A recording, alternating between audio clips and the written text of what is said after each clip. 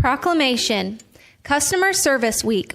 Whereas businesses and government systems, both locally and across the nation, recognize that making a strong commitment to exemplary customer service builds trust and strengthens relationships with customers and clients.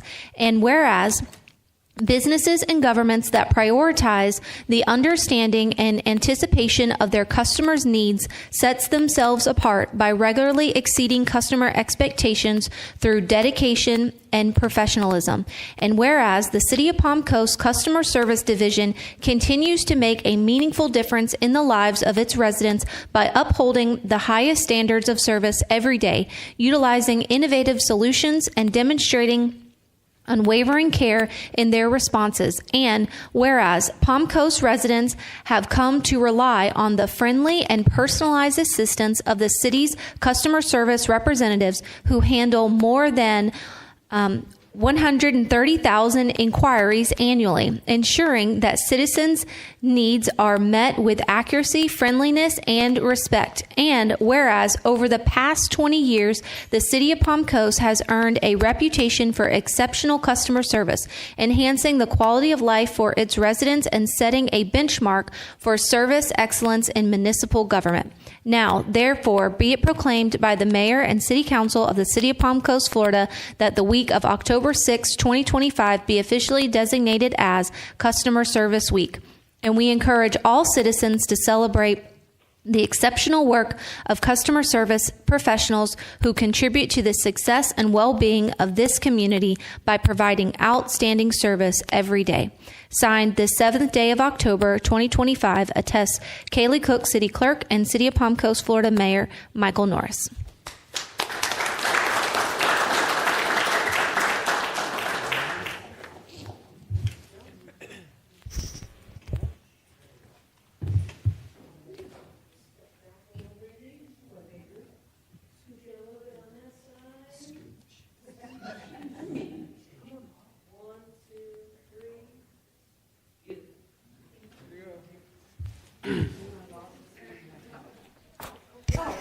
Sorry, I just want to say something real quick. Thank you, Mayor and Council, for recognizing this week as Customer Service Week.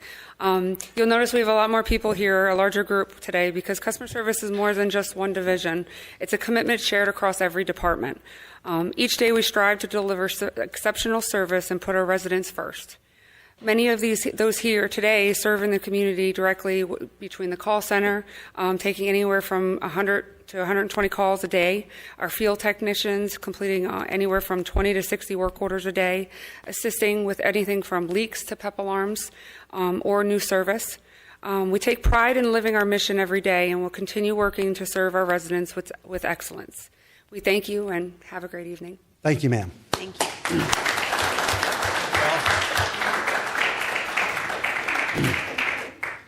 I will say this about customer service. Most of the time in my career, I was not directly with customer service, but in my last job before I left the federal government, I had 2 pass and ID offices on Sub-Base Kings Bay. That's where everybody would go through to get access to the base. And unbelievable the frustration of trying to get onto a base where you have to have top secret access to deliver products. And I always told my people that worked for me, you are the first impression this base gets of the base commander when they come in to get their ID to get on that installation. So I appreciate all y'all's hard work, and keep on doing what you're doing. I really appreciate it. Thank you so much. Okay, we're moving on to the next one. Proclamation October 11th as NAACP Fierce Urgency of Now Day. If you could come up if you're representing the NAACP for the city and county.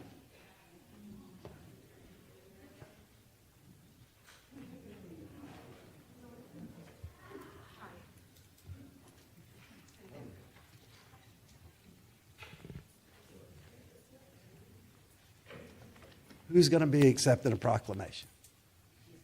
All right. Get her right here in the middle.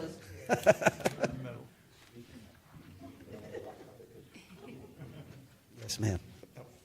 Proclamation, NAACP, the Fierce Urgency of Now Day. Whereas, for more than a century, the National Association for the Advancement of Colored People, NAACP, has worked to promote equality, remove barriers of prejudice, and create opportunities for justice and economic security. And whereas the Flagler County branch of the NAACP, established in 1986, has continued this mission with dedication and leadership, giving voice to the African American community and strengthening the fabric of Palm Coast and Flagler County. And whereas the 2025 Annual Freedom Fund Luncheon and Awards, themed The Fierce Urgency of Now, reminds us that advancing equity, justice, and democracy is a responsibility we all share. And whereas this work includes supporting youth leadership, scholarships, and community programs that inspire and prepare the next generation to succeed, while also sustaining the important advocacy and education efforts of the NAACP. And whereas Palm Coast is a diverse community that grows stronger when every voice is heard, every resident is valued, and we come together to protect rights, support one another, and build a brighter future. Now, therefore, be it proclaimed by the Mayor and City Council of the City of Palm Coast, Florida, that October 11th, 2025 be officially designated as NAACP the Fierce Urgency of Now Day, and encourage all residents to join in supporting the mission of the NAACP, working together in unity to ensure justice, equality, and opportunity for all. Signed the 7th day of October, 2025, attests Kaylee Cook, City Clerk, and City of Palm Coast, Florida, Mayor Michael Norris.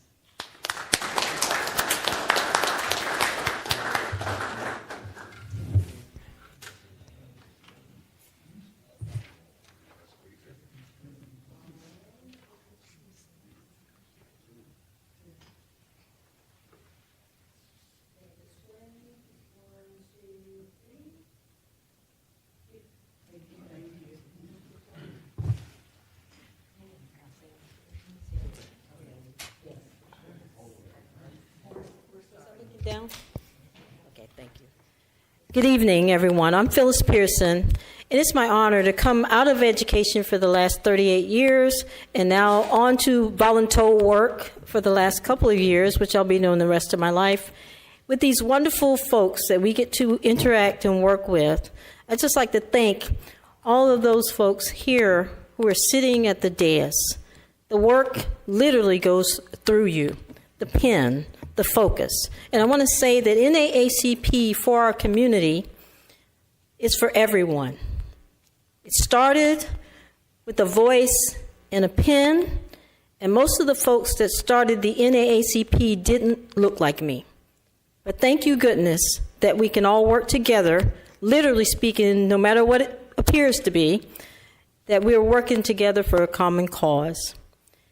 And I'd like to say that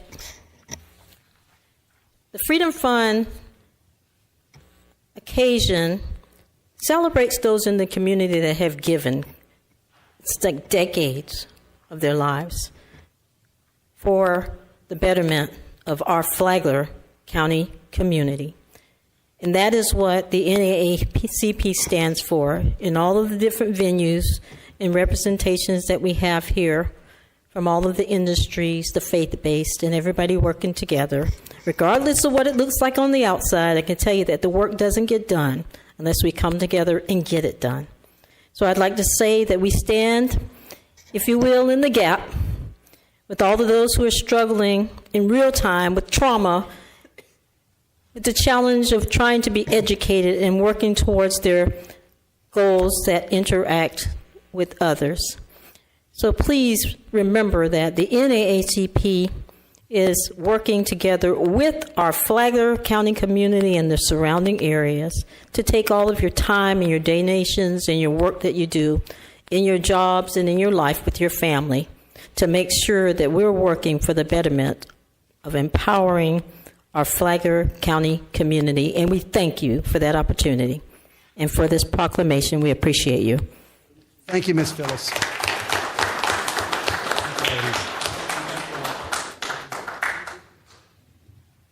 Okay, we have about 15 minutes left, so everybody just settle in place, get fired up for 6 o'clock. Thank you, Ms. Phyllis.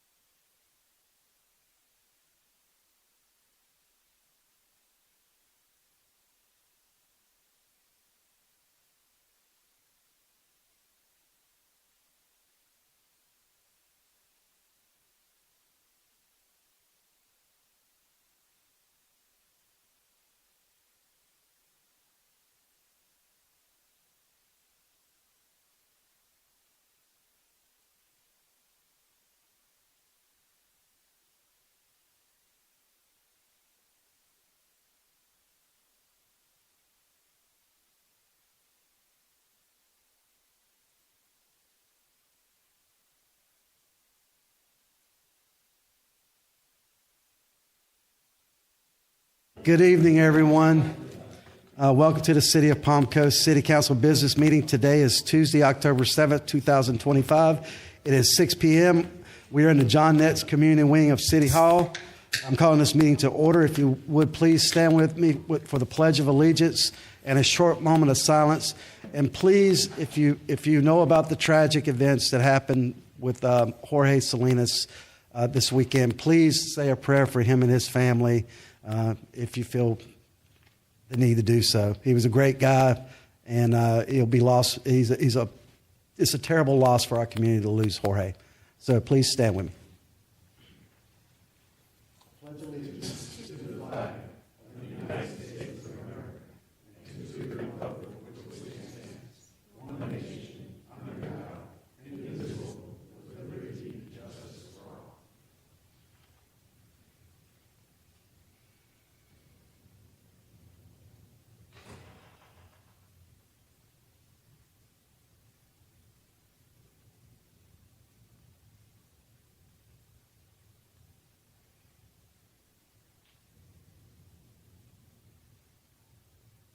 Thank you.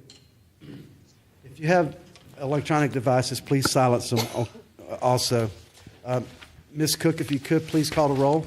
Mayor Norris. Here. Vice Mayor Pontieri. Present. Councilmember Miller. Here. Councilmember Sullivan. Here. Councilmember Gambaro. Here. All members are present. Thank you, ma'am. We'll begin today's meeting with public participation. Please be aware of the rules of engagement, item E in your agenda. And we'll slot 30 minutes for public participation. Please no defamatory comments. If the item is on the agenda, please refrain from that. When that item comes up, you will have time to speak. Yes, ma'am. Yes, hi. Chantal Pröninger. I'd like to have some explanation for that. How you can't park on your own grass unless it's called swale. It's not because the city says they own the swale, because we still have to mow that space. And why is it okay to park on the swales from 6 to 11, but not the rest of the time, not 24/7? So what's the logic behind that? Because it's perceived as city control, that's what it was. And also, what has the city done to remove the fluoride from the city drinking water that was effective July 1st? And I'd like to bring the issue of the grants. If the city already has so much borrowed money still to be paid back, what is the city doing by giving away grants to groups if the city itself does not even have it available? That's more for the citizen to pay back. And can you please let those organizations handle their own budgets? Thank you. Thank you, ma'am. Yes, sir. Dennis Sokola, F section, resident, homeowner for 14 years. I've been here 5 times complaining about short-term rentals, but instead, I think I can help the situation. When you wrote this code, you had 2 items that are part of the problem. The first part of the problem is that you have 10-person occupancy. I went in a 100-mile radius, and every city in a 100-mile radius, I could not find one that has 10-person occupancy. Even Orlando is 6 people, because 10 people equals a party.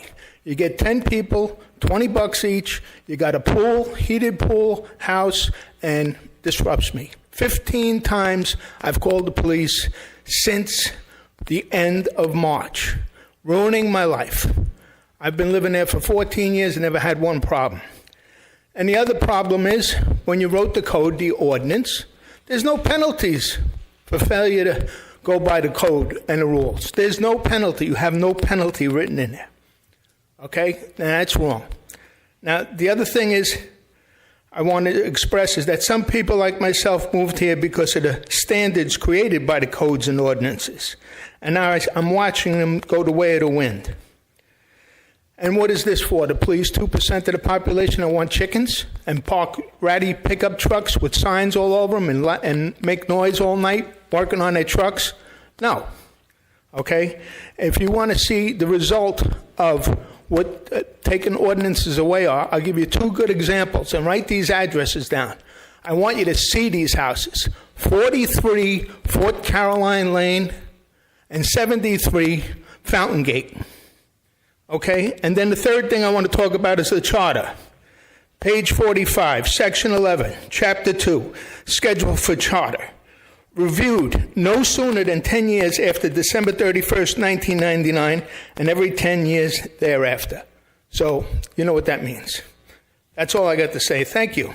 And Barbara Grossman has been wonderful. She's been on the case. But 10 people is not doing it. It's not cutting it at all. Because in the 15 times, there was 10 people there. Because their pool and my pool are butting up against each other. And the house was built during our Mayor Alfin, one of his cronies that built it 3 feet higher than all houses around it. So I could see 10 people screaming and yelling. 11 o'clock, 12 o'clock, 1 o'clock, 3 o'clock in the morning. But Barbara's taking care of it. But every time they have more than 10 people or more, that's when the problem starts. You have to change it to 6 because this is party town otherwise. Thank you. Thank you, sir. Yes, sir. Mayor Kirk Whittington, I want to ask you to accept and convey my compliments to your acting city manager. I was here last month during the morning meeting. The presentation she made was very articulate, very clear to understand. She showed us what our tax dollars are being spent on and what the city's priorities are going forward. I gained a lot of information from that, so if you please accept on her behalf, I'd appreciate it. If you'd also contact your consultant you have with the Citizen Group, she had a very, very good presentation where she basically said, here's what the city wanted, here's what the city got, here's what the city got, but the governor vetoed. And then she showed what you're going to be doing in the next year going forward. I thought that was just an excellent presentation. And as Councilman Miller pointed out, I believe I'm remembering this correctly, that Palm Coast, Flagler County got almost 10% of the total state allocation for this year. That's outstanding. That's almost unheard of. Like you mentioned, that would be like Miami, Daytona, Orlando, Tampa. And we got a huge share. That shows that the state knows that this is a great and thriving community. Mayor, if you would accept my compliments along with your city attorney. If you remember last time when I was up here, there was a woman in front of me that made a terroristic threat against your vice mayor. You were very clear in your body language. You told me to stop. I thought at first you were talking to me. But then the city attorney sat forward, immediately grabbed his microphone and accurately told the woman that that was simply unacceptable. Making a terroristic threat is illegal, especially not to make one on a recording. That's stupid. Vice Mayor, my compliments to you. You did not react to it. You sat there very calmly and listened to her. What she said to you was completely wrong, and I differ with that. Councilman Sullivan, I bring you an invitation from Tim at Chick-fil-A. Tim is a 30-year man for the Navy. He served from 1986 to 2016. He was a senior chief on what he called a very large supply ship. I talk to him frequently. I eat at Chick-fil-A far too often, but I mentioned to him that one of our council members is also U.S. Navy, and I said, I'll ask him to come by and talk to you sometime. Tim said, you do that. I'll talk to any Navy man anytime. So you've been asked. Yeah. I wouldn't go there at noon. You'll not find a parking spot, but if you go there early or late, you should be fine. On Chick-fil-A, they're going to be opening the new location. The grand opening is going to be the 11th of November, according to Tim today. That's if Florida Power and Light gets some power by then. It should. A challenge for all of you, and I don't have anybody behind, well, not too many behind me. I've already written Chick-fil-A. I wrote a letter to the CEO and the president inviting them to come down here for the grand opening. I've extolled the virtues of Palm Coast. I don't know if they will or not, but they might be willing to do so. For instance, Mayor, you write the CEO, that's Andrew Cathy. He's the grandson of Truett. And Vice Mayor, maybe you can write the president. Her name is Susanna Foster. Invite him to come down here. I also took the liberty of inviting the governor. I've written him twice. Didn't expect a response. I love his executive assistant. Give me a few more seconds. His executive assistant's name is Mona Lisa Young, Monalissa. I thought that's a great first name. And I just put it to the governor. I said, listen, the odds of you being able to make this are between slim and none. But if you can, you know the great things about Palm Coast. And I encouraged him to also reach out to Chick-fil-A and for Chick-fil-A to reach out to the governor. I've always learned, in my letter to him, I said, the odds are slim, but I've always been raised with the idea that you don't know unless you ask. So I'm asking. So if you two maybe would put out the word to Chick-fil-A corporate And maybe council members, you could put out the word to the governor and just say, we'd really appreciate you coming here and your staff would love it. It's extremely unusual for a community of our size to have 2 Chick-fil-A franchises. I don't know if you knew that. All right, sir, your time's expired. Yeah. Thank you. Go ahead and contact them, see what they say. Thank you. Thank you. Yes, sir. Good evening. My name is Eddie Lang in the R section. So basically, I'm not coming to complain about anything. I'm actually coming to why are you laughing over there? Coming to thank you. So we recently just had our last Palm Coast Connect event for the year, and it was the 3rd one for this year. You know, we've had some growing pains, but we had a very successful event this year. You know, a lot of work has been put in by the Alumni Academy. Ed Fuller, our fearless leader, Nina, who's here in the audience. We put a lot of free work, as you will, to welcome new and existing members of Palm Coast and show them what's happening here and getting to know staff and different organizations that we have here. We're bringing everybody together.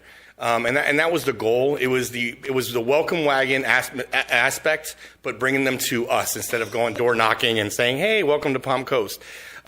Mayor, we appreciate you. I think you've been to all 3 of them this year. You actually showed up, and that's great. We really appreciate that. If you haven't been to one of our events, we're going to be doing 2 next year. We had some growing pains. We figured 2 was going to be enough. 1 in the beginning of the year, 1 toward the end of the year. But we get a lot of great feedback. The surveys that we get are amazing. We really want to thank you guys for supporting us and doing this. You know, we really feel good about doing it and really kind of getting the word out about Palm Coast Connect, about all the services that we offer, about all the charities that we have. It's just an amazing event that we have here. And we really want to thank you. We want to thank the staff because we know the staff comes out and has tables out there and they're answering questions, and we know it's after hours. But I feel like they enjoy it too because they get to talk to the community like they really wouldn't talk to the community normally. And they get to ask those questions one-on-one. They're not on a phone call. They actually get to talk to somebody, a human being. So again, I want to thank you guys for your support. Hopefully we can continue this. This was our first year. We had growing pains, but it was successful. And we really appreciate the support that you guys gave us, support from the staff, city manager. Brittany was amazing. She organizes our meetings so we can meet here, and we meet every Monday and all these things. So we really want to thank everybody that was involved. And it's a great event, and hopefully more people will keep coming out, and new members of the community will come and join us and learn more about the community and how to connect with different organizations here. Thank you. Thank you, sir. Yes, ma'am. Good evening, Jeannie Duarte. Last year, our budget was about $350 million, and we thought that was high. You recently approved a $696 million budget, so let that sink in. Palm Coast is quickly becoming a city where people are trying to leave. From touch and goes at the flight training, 5G cell towers, a data center, flooding issues, insurance rates, congested roads, and so on, to our water utilities turning to toilets to tap, all which are great health risks. We can buy incinerator toilets and capture incoming water in buckets so nothing goes down our drains, and we will still be charged sewer wastewater base and usage rates for water coming in and that same water going out. There is no sewer meter, so you're really not able to calculate that properly. And now you're adding a domestic reclaim rate and usage fee based on irrigation and potable meters, whether you use them or not. Did you know chromium-6 and arsenic show up in our water? And both disappeared recently off of our records. I pulled a 20-year water quality records report, not just the report, but all the records, and created a report. Chromium-6 was recently, as early as 2023, was up to 23 times the health guidelines. HAA9 is 238 times. HAA5 is 23 times. Did you know the EPA is in hot water with multiple lawsuits They haven't set a federal safety level, just a legal one. Now you know. Thank you, ma'am. Yes, ma'am. My name is Regine Bernier, resident of Palm Coast. I know you all have a great challenge ahead to improve this city to be a better place for everyone to live in, young as well as senior. Try to get a manager to balance the load and clarity among you with meeting and workshop to have a smarter decision and efficiency. Let's make us aware that you all are working together as team player. It's very important for us to know that. Number one, a lot of people still complain about the heavy traffic on the road. Vehicles should take priority over golf cart and people walking with their dog on the street. For safety as well as accident, people should walk on the grass or sidewalk. Let's be considerate toward each other on the road at all times. The winter is upon us, and it will be more apparent that the traffic will increase. Number two, let's open on Sundays for swimming, since we only have one public swimming pool for this city. Number three, let's improve Old Kings Road as soon as possible, especially where the businesses are. It would release a lot of congestion in these areas on the road. Since the mayor is our leader with excellent background, let's give him and vice mayor the respect with their decision. Thank you. Thank you, ma'am. Yes, sir. Yes, good evening, George Mayo, Palm Coast. I'm here to talk about Belterre Boulevard and tractor trailers using that street as a cut-through street going north to south between 100 and US 1. I live down in the Z's, so just in the past week, me going home, I'm not sitting there waiting for trucks. I've seen a tank truck with placards, which means it's carrying caustic, chemical, or flammable material. I've seen a tank truck carrying grain. There's no reason there's a grain truck over there. A flatbed truck with empty pallets chained down. He was going south, means he was empty and going home. We want to protect our infrastructure. Belterre Boulevard was paved just a couple years ago. It's still in good shape, but these trucks are using it as cut-through. Years ago, before when I came, there was a no-through truck streets signs on the road, both north and south. Commerce Parkway has just opened up in Bunnell, which is going through commercial. If we address that and get the truckers to use that instead of going through Belterre Boulevard, it will save our roads. We're always talking about we have to pave, we have to pave. We'll put a no-through truck signs there. Also, the couple companies that are here carrying stumps when they're clearing lots for building, they're going up and down that every day, all day, to take the stumps down to US 1, and I believe it's County Road 202 or 204 where they dump all that stuff. They're abusing the roads, and we want to save our roads. Try and stop that, please. Also, I had an appointment the other day going up to Palm Coast Parkway, and I was going by Imagine School. I brought this up for previous mayor before that, and previous mayor before that, and previous councils, and previous city managers. Well, traffic came to a stop. There were about 8 cars in front of me stopped. Everybody with their four-way flashes on because they want to go pick up their little kids from Imagine School.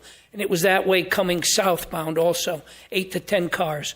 Well, this time there were 2 police cars there, had people pulled over who were driving on the wrong side of the road because they can't wait 20 minutes to get through while these people are just waiting for their kids.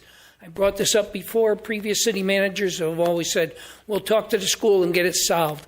There was a tractor trailer, not this time before, that ran on the wrong side of the road. There's going to be an accident there. They have a long driveway. They have a driveway that goes around the back and to the left.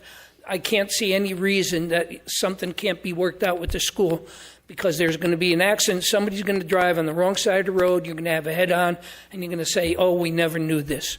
Well, it's there, and I wish, people can't always wait for everybody, mothers and fathers come to pick their kids up a half hour early, put their four-way flashes on, and block the road. So thank you. I hope you look into that and can do something about both things. Thank you very much. Thank you, sir. Yes, sir. Willie Navy, U.S. Navy, okay? Willie in Palm Coast over 26 years. First, I would like to thank the elected members for taking time to listen to my opinion, okay? Again, my name is Willie living in Palm Coast 26 years, okay? My topic today is respect and unity. Presently, we have a horrible situation before us as we speak. Respect. That word has been eradicated from our English language. Presently, we have before us, we have a mayor and a vice mayor whom have given all the respect as required. Your mayor has worn the military uniform to protect this country. Our vice mayor has held his government body together, even with all the negative innuendos in the newspaper. Thank you very much, okay? There is a person by the name of Abraham Lincoln who made a speech June 16th, 1858. Quote, "A house divided against itself cannot stand." What does this mean? I don't know. You tell me, okay? This applies to this country, to the state, to Flagler, and the household. The more we disagree, the less we accomplish. We must first come to a consensus in which we can express our views with clarity and, most importantly, with respect to each other. We are not perfect, yes, and we will make mistakes. When you make a mistake, you learn. We need to unite, respect each other, so we can proceed further in this world. Unity is the name of the game. I would really appreciate sometime all of you presently will get together and shake hands at Carrabba's. It's on me. I'll pay my food stamps. Not a big deal. But you're going to walk out with a picture, shaking hands as unity. By the way, and lastly, you'll frame this picture in your main office. Lastly, the pool is a total fiasco. That's for another day. The YMCA in Ormond Beach, guess what? They don't have 7 lanes. They have 25 lanes. You're talking about people who know what they're doing. Okay? God bless. Thank you very much for all your hard work. I appreciate it. Thank you. Thank you, sir. Yes, sir. Mr. Kunis. Good evening, Gary Kunis, C-Section. You all are supposed to be working for us. And you pass an impact fee raise, and right away the builders are going to sue us. They only pass that on to the customers buying their houses. I knew Bob and Jane Toll personally, the original parasites in builders. They've changed the whole definition of parasite, those two. You're supposed to be working together. The 4 of you seem to vote against Mayor Norris. Mayor Norris was put there by us to start to change things and make things better for us, and it's not being done. We had one individual that's running for Congress at the rec center, and we all pay taxes for him to be there. He should pay that himself, not us. Okay? We had people come up from Palm Beach, Fort Lauderdale, complaining that it was costing them too much money to replace the sand at their properties in Flagler. They originally knew the problems, they knew the threats, and they were originally told and written that they would be paying for their own resources to keep the sand around their property and their property straight. They go to Flagler County and say, "Oh, we have this problem, it's costing us too much." What happens? "Oh, well, we can raise it 0.5% sales tax so everybody pays for it." We all shouldn't be paying for their sand. You know, that's not right. And if that's done, we will have no money for anything else from the sales tax. So that 0.5% should not be included. Those people down there should pay for their own sand, not us. Right? We need to get together and get things squared away. Our roads are in deplorable shape. I understand some of them are being taken care of from Teresa. That's fine. But it doesn't seem to be going fast enough, and a lot of the areas, the roads are really starting to crumble, and they need to be repaired. Thank you. Thank you, sir. Anyone else for public comment? Yes, sir.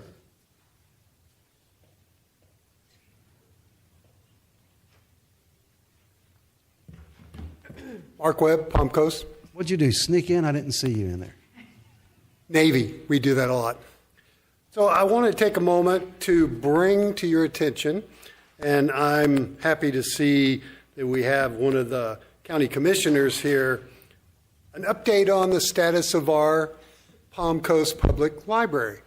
Now, I applauded all of you, and I've been in contact with some of you about bringing up the concerns with the commissioners at an earlier group session. And in that time, the commissioners explained and said, and they made a promise, I believe, to one of the council members up there, that no program would be affected. But on the library wall right now is a sign.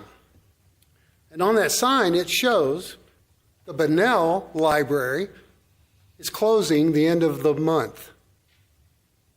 The Palm Coast Library is effectively reducing their hours 1 November with a loss of approximately 9 hours a week. The new library is projected to not open until sometime in December.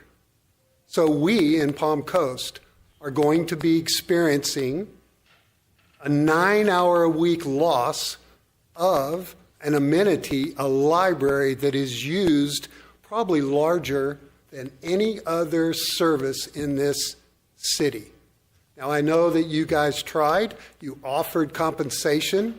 You tried to get the council, the commissioners to realize, and you did the right thing by bringing it up. All of that was lost. The county just wrote off $10 million of ambulance fees, but we can't keep our library open to service the young people and the old people that use it constantly.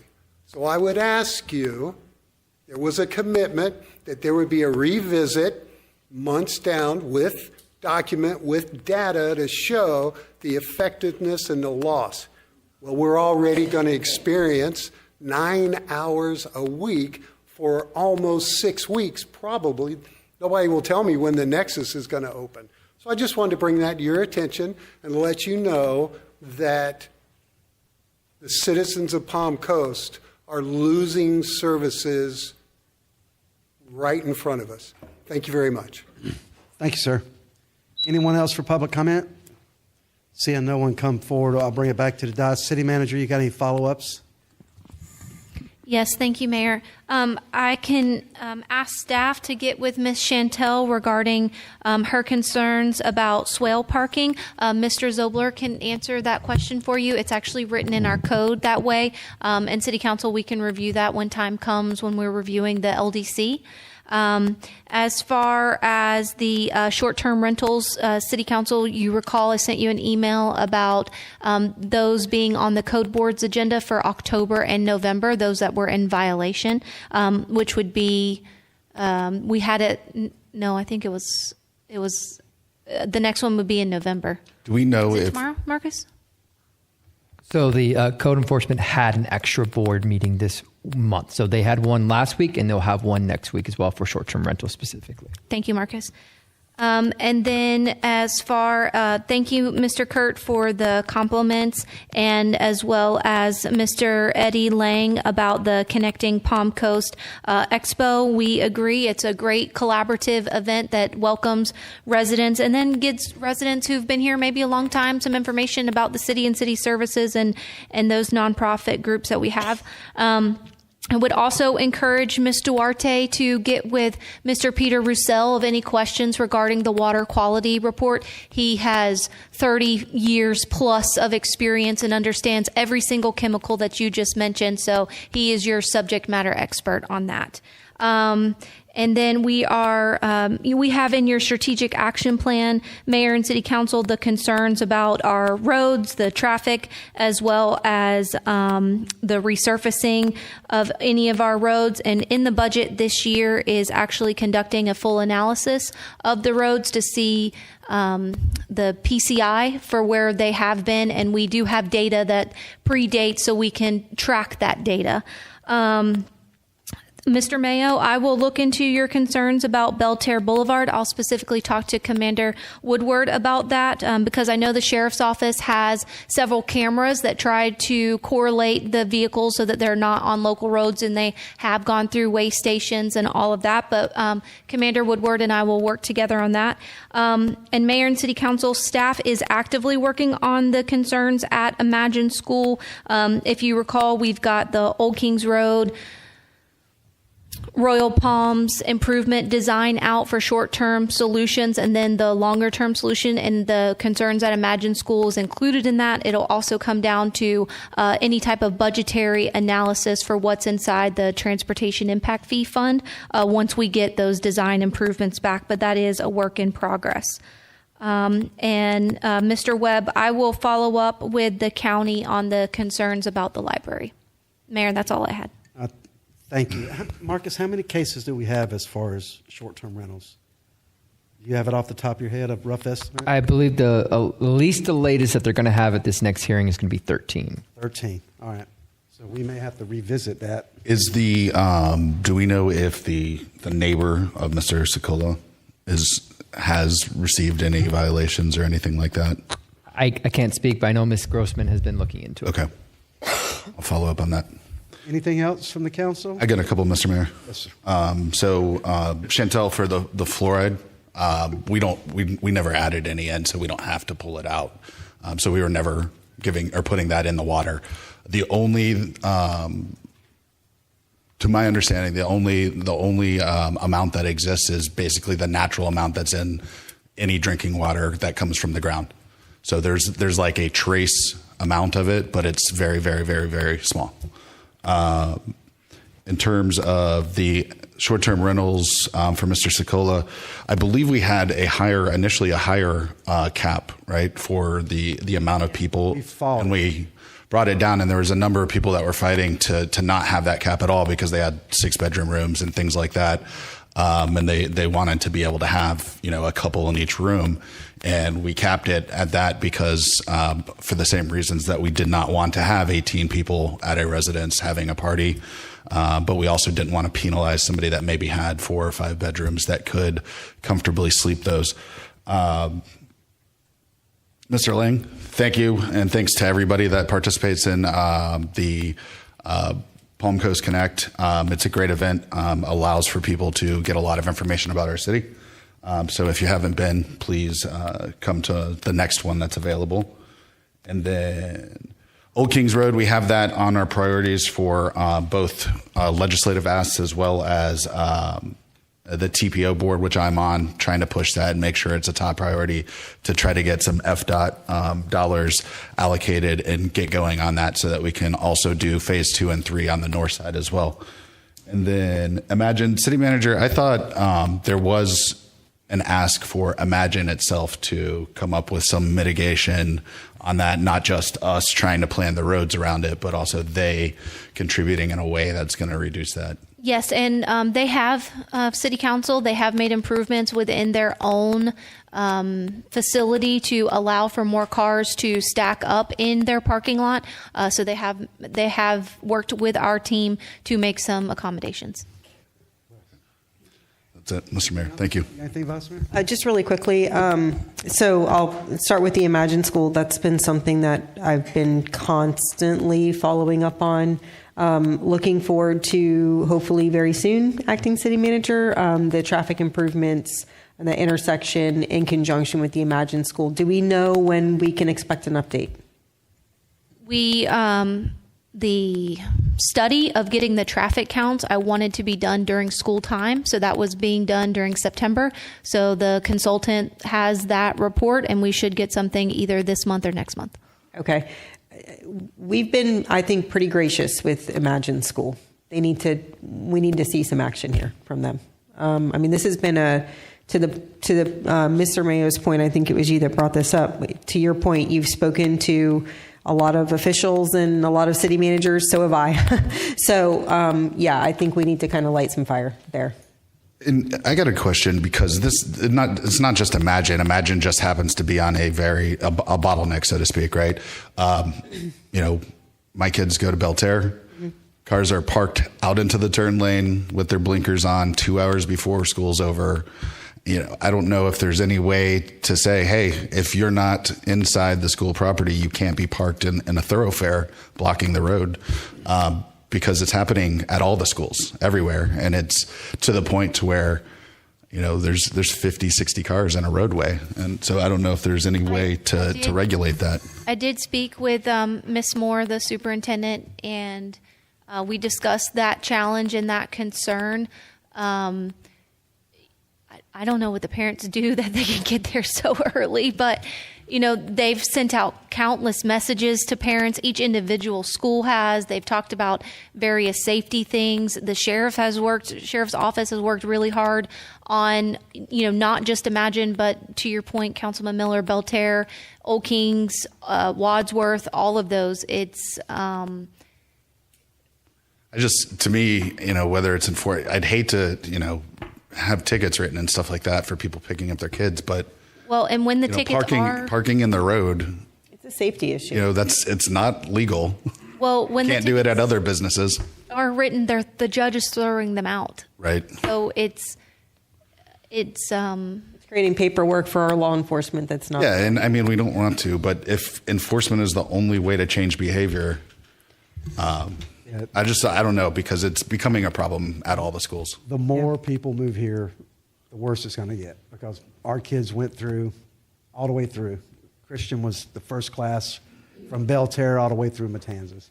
And over the years, it has got progressively worse. Mm-hmm. Further down Belterre, further down Belterre at the south end for Betty Taylor and Wadsworth. So, but Imagine is our main concern right now. They need to do something. Yeah, because that's completely blocking the road. Yes. Completely, yeah. It's not a 2-lane road like the other 2 roads. Yeah, and I'm sorry, really quickly, Mayor. So the STR, just to clarify the ordinance, it's actually, it's not, 10 isn't the maximum for every single STR. It's the number of bedrooms plus 2 more people. So if you have a 2-bedroom STR, your max is capped at 6. It's not 10 for every single short-term rental. Even if you have a 5-bedroom home, it's still also capped at 10. So it's up to 10 depending on the number of bedrooms in your house. So just a clarification on that. And to your point, Councilman Miller, we got a lot of pushback from a lot of the short-term rental owners saying, you can't put any restrictions, any caps. We chose to go with 10 because we thought that was the reasonable course to take. I do want to thank Eddie Lang and everybody who contributes to Palm Coast Connect, volunteers and staff. I hear over and over how great of an event that is. And then finally, there's 2 more, sorry. Mr. Kunis, I'm going to send you the list of roads that we have microsurfaced and the roads that we are planning on microsurfacing. I think that's what you were alluding to, so I'll get that to you. And then I'm going to send an email to staff on the Belterre issue that Mr. Mayo brought up. I don't know what can be done to preserve. I don't want to restrict it just to an inquiry into Belterre, but what can be done to maybe force trucks to take certain routes so that we can preserve our roads. We know it's getting more and more expensive to mill and pave, and we're getting less and less in the gas tax every year. So we've got to figure out, how we balance those things, and maybe some type of regulation is the way to do that. I don't know. I've never thought about it that way before, but if we can maybe have staff kind of toss around that idea and look into it. To that point, it was mentioned that there used to be signs where no through trucks. Yeah. Was that an ordinance, or? It's currently at Florida Park Drive. So Marcus and I can look at the ordinance that we have in place for Florida Park Drive and then look to maybe expand. That would be great. We also see a lot of that. I recall anecdotally Frontier, the cross roads that come from Florida Park to Old Kings in those neighborhoods in the F section. You get a lot of trucks because it shaves 6 minutes off their trip around, but there's no sidewalks on those roads. There's bus stops, things like that. So there's kids walking in the street. It's not safe with large dump trucks and things like that flying through there. Thank you, Mayor. That's all. Councilman Gambaro, do you have anything? Mr. Mayor, good evening. Now, just on the traffic, at Imagine in the different schools, Wolf Ferry and the rest of the school board, have the ability to affect that, and hopefully they can find a way to listen to the concerns of our residents and fix that. And I say that as a former member of the Flagler County School Board. So that's it. Thank you. Councilman Sullivan? Just quickly agreeing. I mean, I go by Old Kings, school, and the same thing. I mean, I know we told it was just the beginning of the year. No, it's not just the beginning of the year, and that's dangerous there. That's a high traffic road again, and there is some room there, but the cars are in the middle of the street, or the side of the street, and restricting flow. On vacation rentals, I agree with everything you said. I wasn't here when we did the city ordinance on that, but I was there when we did the county. And there was some grandfathering there, and numbers are dependent on size. They built some McMansions over there that made it very hard. But I will say this, that I'm glad we have our ordinance in effect, because the legislature has not given up on essentially taking all of those restrictions away from us. So, I'm glad we have what we have in effect. And finally, on the library, I believe there's supposed to be a study done here shortly on the library hours to see if they can put the hours back. I don't think they've restricted anything quite yet, but I heard December is the key date when they open up the new Nexus library in the South. So I believe there is already on the books, when our joint meetings occurred, where they've agreed to do a study on that with the intent of not restricting the hours, but we'll see. Yeah, I think what Mr. Webb's referring to is the closing down kind of prior to when we expected and before the Nexus opened. So I mean, we're talking very small numbers there. We're already in October, and December is the new library's opening. So yeah, I think a decision's supposed to be made. That's a matter for the school board and the county. Marcus, you don't have anything? Okay, we're going to move on to minutes.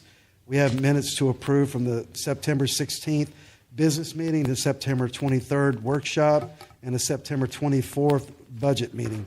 Can we get a motion? Does anyone have any objections to any of the meetings or corrections? Motion to approve the minutes. Second. We got a second. All in favor, say aye. Aye. Aye. Aye. All opposed? You good, Ms. Cook? The motion passes All unanimously. right, thank you, ma'am.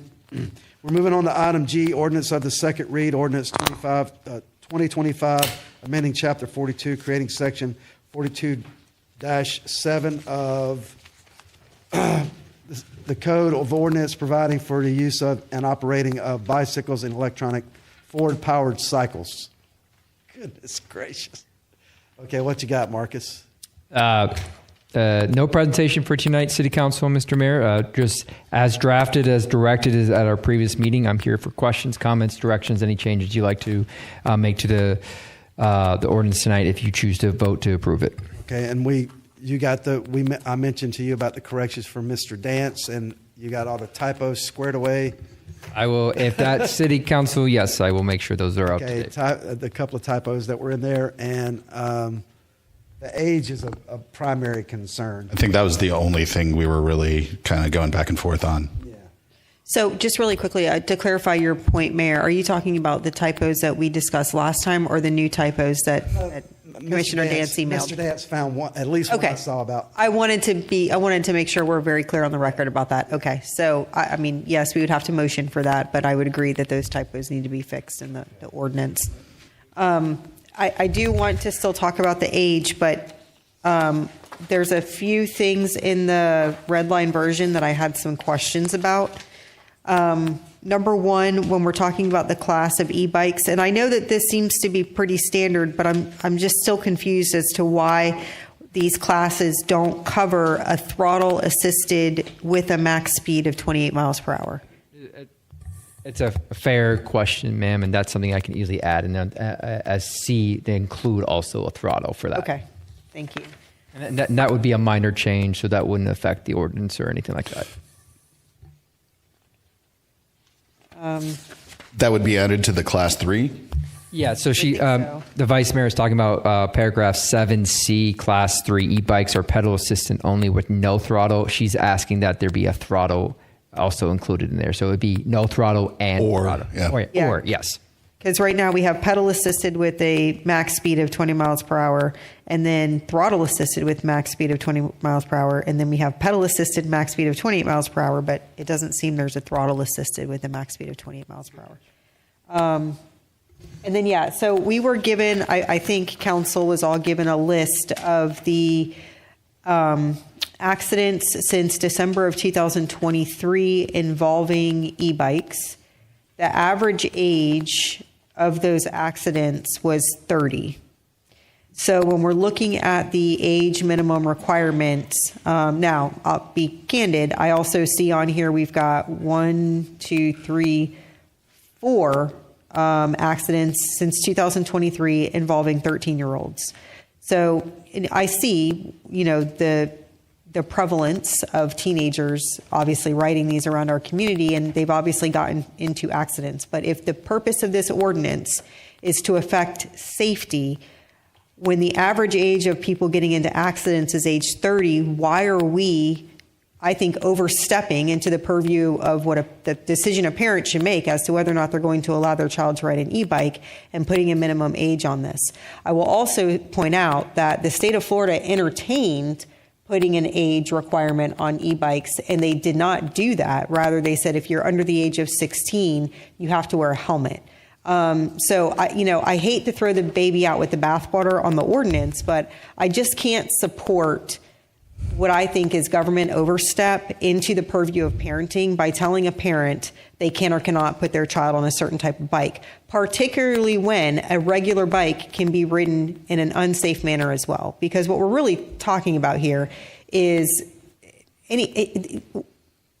where do you stop it, right? So then if we go to look at scooters, kids zip around on those scooters too.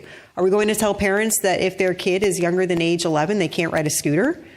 I just think this is not appropriate. I think if the state of Florida comes up with enough data, there are reasons why there are age restrictions on certain things in our laws. And it's based on a lot of data. It's based on a lot of science. There's other things that go into it. For the city to impose an age restriction, I think is just government overstep. So again, I hope council will reconsider the age requirement. Everything else in the ordinance, I think it looks great. Those numbers, that's a small sample. I think that's a bit skewed. I think also that the sample represents a multimodal distribution. So you have everything kind of grouped around younger kids and grouped around retirees in terms of the ages here. What do you mean by that? So instead of a normal distribution where you see like one specific grouping that is more responsible for these accidents than another, you're seeing two. So you're seeing kind of retirees, which I think is probably reflective of usage, right? Retirees are probably more likely to use these as a means of getting around, as well as young people. Your middle-aged people are using vehicles, cars. So that's why I think you see kind of an average of 30, but the most of these accidents are occurring for young people and older people, not 30-year-olds. Yeah, like I said, it's a skewed because of it's an average. Yeah, it's a sample. Yeah, so I mean, Commissioner Dance sent us the CDC page about bicycle safety. And one of the things it said was adults ages 55 to 69 have the highest bicycle death rate. Adolescent ages 10 to 14 have the highest rate of bicycle-related injuries.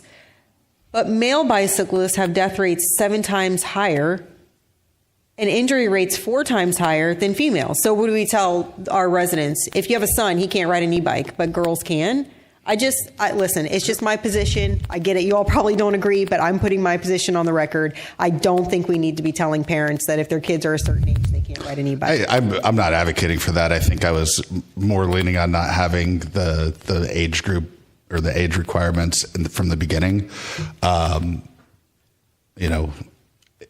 It's just where do we want to be in terms of safety, Girls are naturally more responsible than boys. Right. The prefrontal cortex. They mature a little bit. The consequence, being able to understand consequence. So we got 11 in here, and if we have to revisit it, we have to revisit it. But but if we get something, just same way with Airbnbs, we get something on the books, and if we have to, in time, have to revisit it.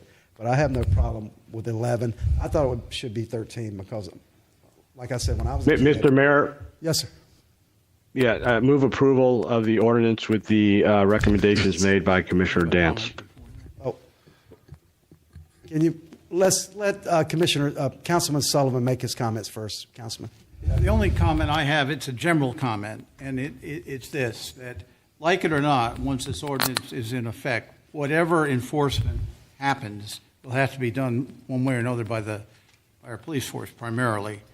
I'd like to see some kind of a sign-off on the part of the police department before we approve this, so that we don't have to come back with the police department might in the future say, well, I never agreed to that.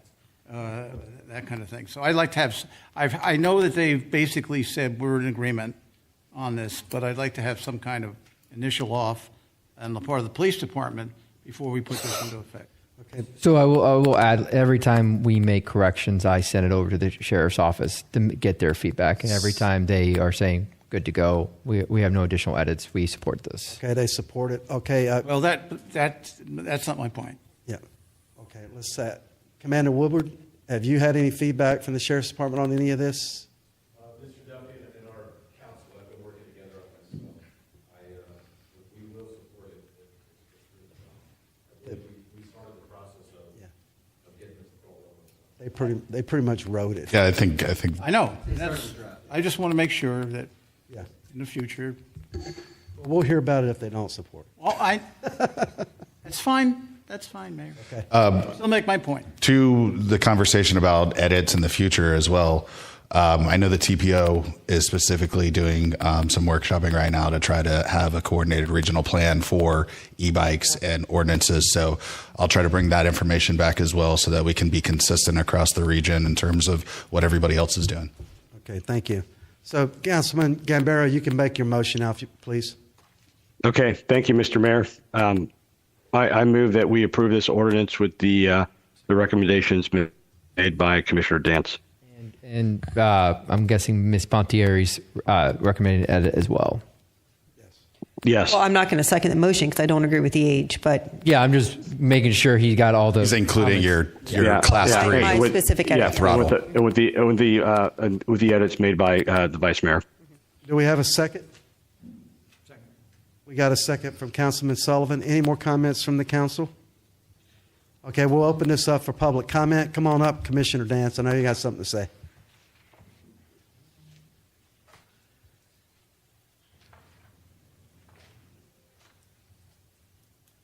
Yes, sir.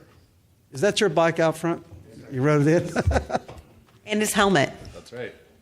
I didn't bring it up this time. My apologies. I'm really. I mean, I appreciate that you guys are seriously considering some of my edits. This is not my intent to be a sixth councilman up here. Just as a resident and somebody who puts thousands of miles on their e-bike a year. There are some distinct differences in the two, so I just want to make sure that all the changes with the motion are acknowledged. There was inclusion of pedestrian speed within school zones on the sidewalk, which I think was an omission from the first one, but I added that because there are, and I have witnessed, bicyclists going too fast in the school zones because you have parents, you have kids walking to school, and I think it's important to reduce those speeds down to pedestrian speed during school flashing times. And at crosswalks, I think there's instances of crosswalks. People slowing down at crosswalks are able to communicate with their eyes better and be able to see approaching vehicles. So that was a distinct difference. I only included the age stuff to give you some background and research some of the data which you did.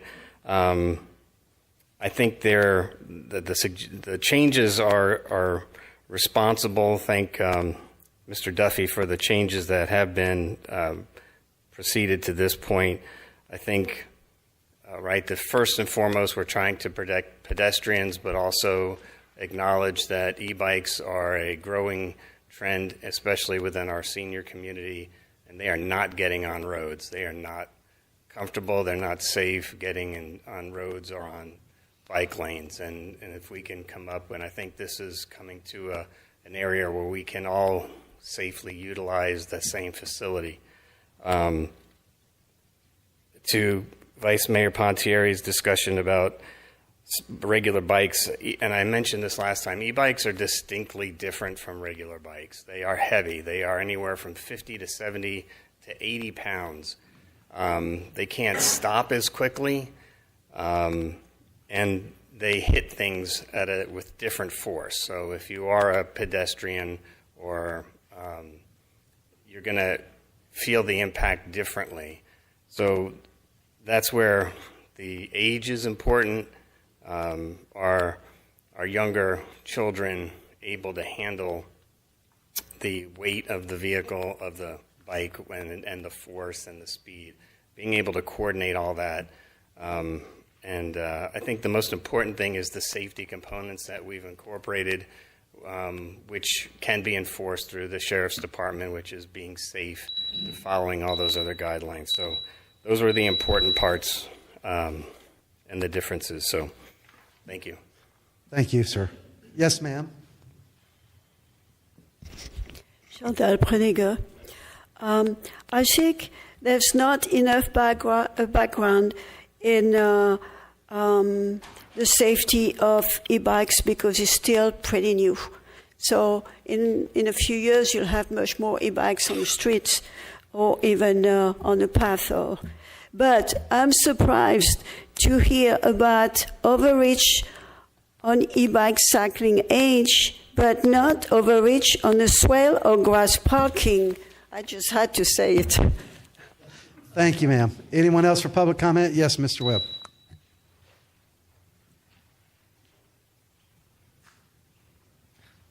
Mark Webb, Palm Coast.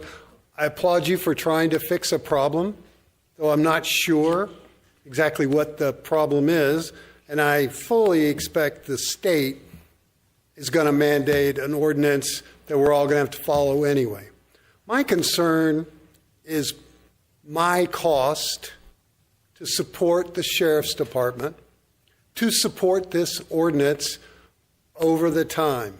I thought that Councilman Sullivan was going to go in a direction of slowing things down and asking for an evaluation of the cost impact through the Sheriff's Department to support per the penalties mandated in this ordinance and the enforcement of this ordinance to determine, are we going to be sitting here in April, May next year and listen to the Flagler County Sheriff's Department go, well, supporting that ordinance cost us another $1 million to go out and track down these kids and write tickets and do all the administration with it to see that we didn't get any impact or more safe. I know that there's a balancing act between cost and safety. You guys know I've come up here many times asking to reduce the speed limit on some of our smaller roads from 30 to 20.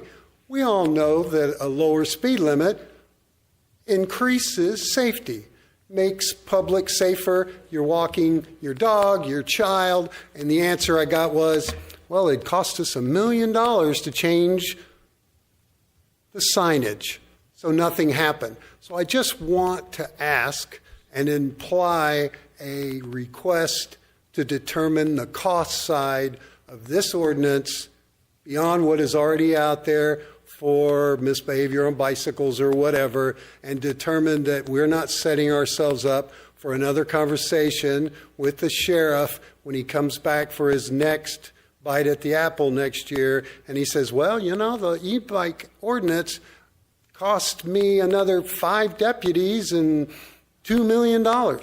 We need to ask the question now before we put the ordinance in place so that we can understand the cost of the actions that you guys move. Thank you. Thank you, sir. Anyone else? Yes, ma'am. I have a solution to the speed limit signs since they're so expensive to change. The ones in residential areas, just remove them. You have a 30-mile-an-hour speed limit sign right next to a speed bump. That is silly. You have to slow down at a speed limit sign to go over a speed bump, and then you have the sign saying, hurry, speed back up. So just remove them, because a lot of these roads actually will help determine the speed of the vehicles in the first place. You're just encouraging people to go faster in the residential areas. Thank you. Thank you, ma'am. Anyone else for public comment? Seeing no one come forward, we'll bring it back to the dais. Any follow-ups? You got something, Vice Mayor? I do. So with regards to the kind of the catalyst as to why we started talking about this, I kind of want to bring it back. So the whole reason that we initially started discussing this ordinance was not the nitty-gritty of what we've kind of, these rabbit holes we've kind of gone down. And it's important that we do this because we're enacting legislation. But the whole point was because we've had quite a few incidents of reckless driving with some of the bikes that have been modified, and they've kind of been turned not into regular e-bikes, but into these kind of off-road, non-e-bike machines that have been very dangerous and have caused some trouble. We've had some troubled teens that have been getting into legal trouble with these things. So, and we had no teeth, really, anything to do to kind of deter that type of behavior. So that was the catalyst of what really kicked this off. So to your point, Mr. Webb, I don't believe that you're going to see this, influx of all of this enforcement that's going to start going crazy over e-bikes. I think it's just allowing the sheriff's office to have some teeth for some of the reckless riders that we've seen out there, rightfully so. And we already have the sheriff's, strategic plan as far as beefing up deputies because they're already behind, and they've been doing a great job despite being behind. But we're already anticipating, earmarking certain costs as we move forward for public safety. So I don't really see an issue from that standpoint. The last thing I'll say on the age thing is I will not be voting yes to Councilman Gambaro's motion.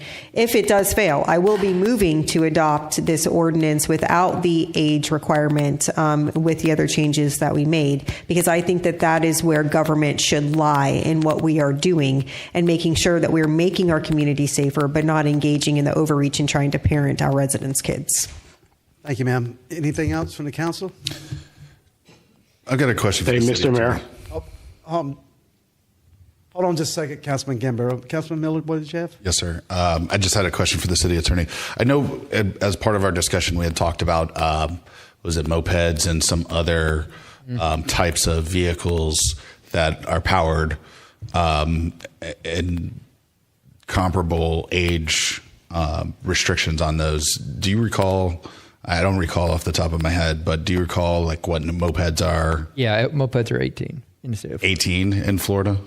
And so then I assume motorcycles fall under kind of the same. Yeah, I think motorcycle you have to be 16, like driver's license. And you have to take a motorcycle course before you can ride on that one. Yeah, it's just my concern with it is that obviously, kids use these to get to school and things like that. But my concern is that they're, some of these 28 miles an hour is not a slow speed for somebody that's 6 or 7 or 8 years old on a heavy vehicle, has been mentioned multiple times. I know it's like where is that line? What is the appropriate number if we're going to decide on a number? If I may just respond to that, because that was, something that Commissioner Dance said last time he was here as well. These are heavier. Realistically, kids that age can't ride them. You don't see a lot of them riding them now. I think we're talking about kind of a non-issue, but still overstepping. And my concern is precedent. What precedent are we setting by telling parents they can or cannot allow their children to ride a certain type of bicycle?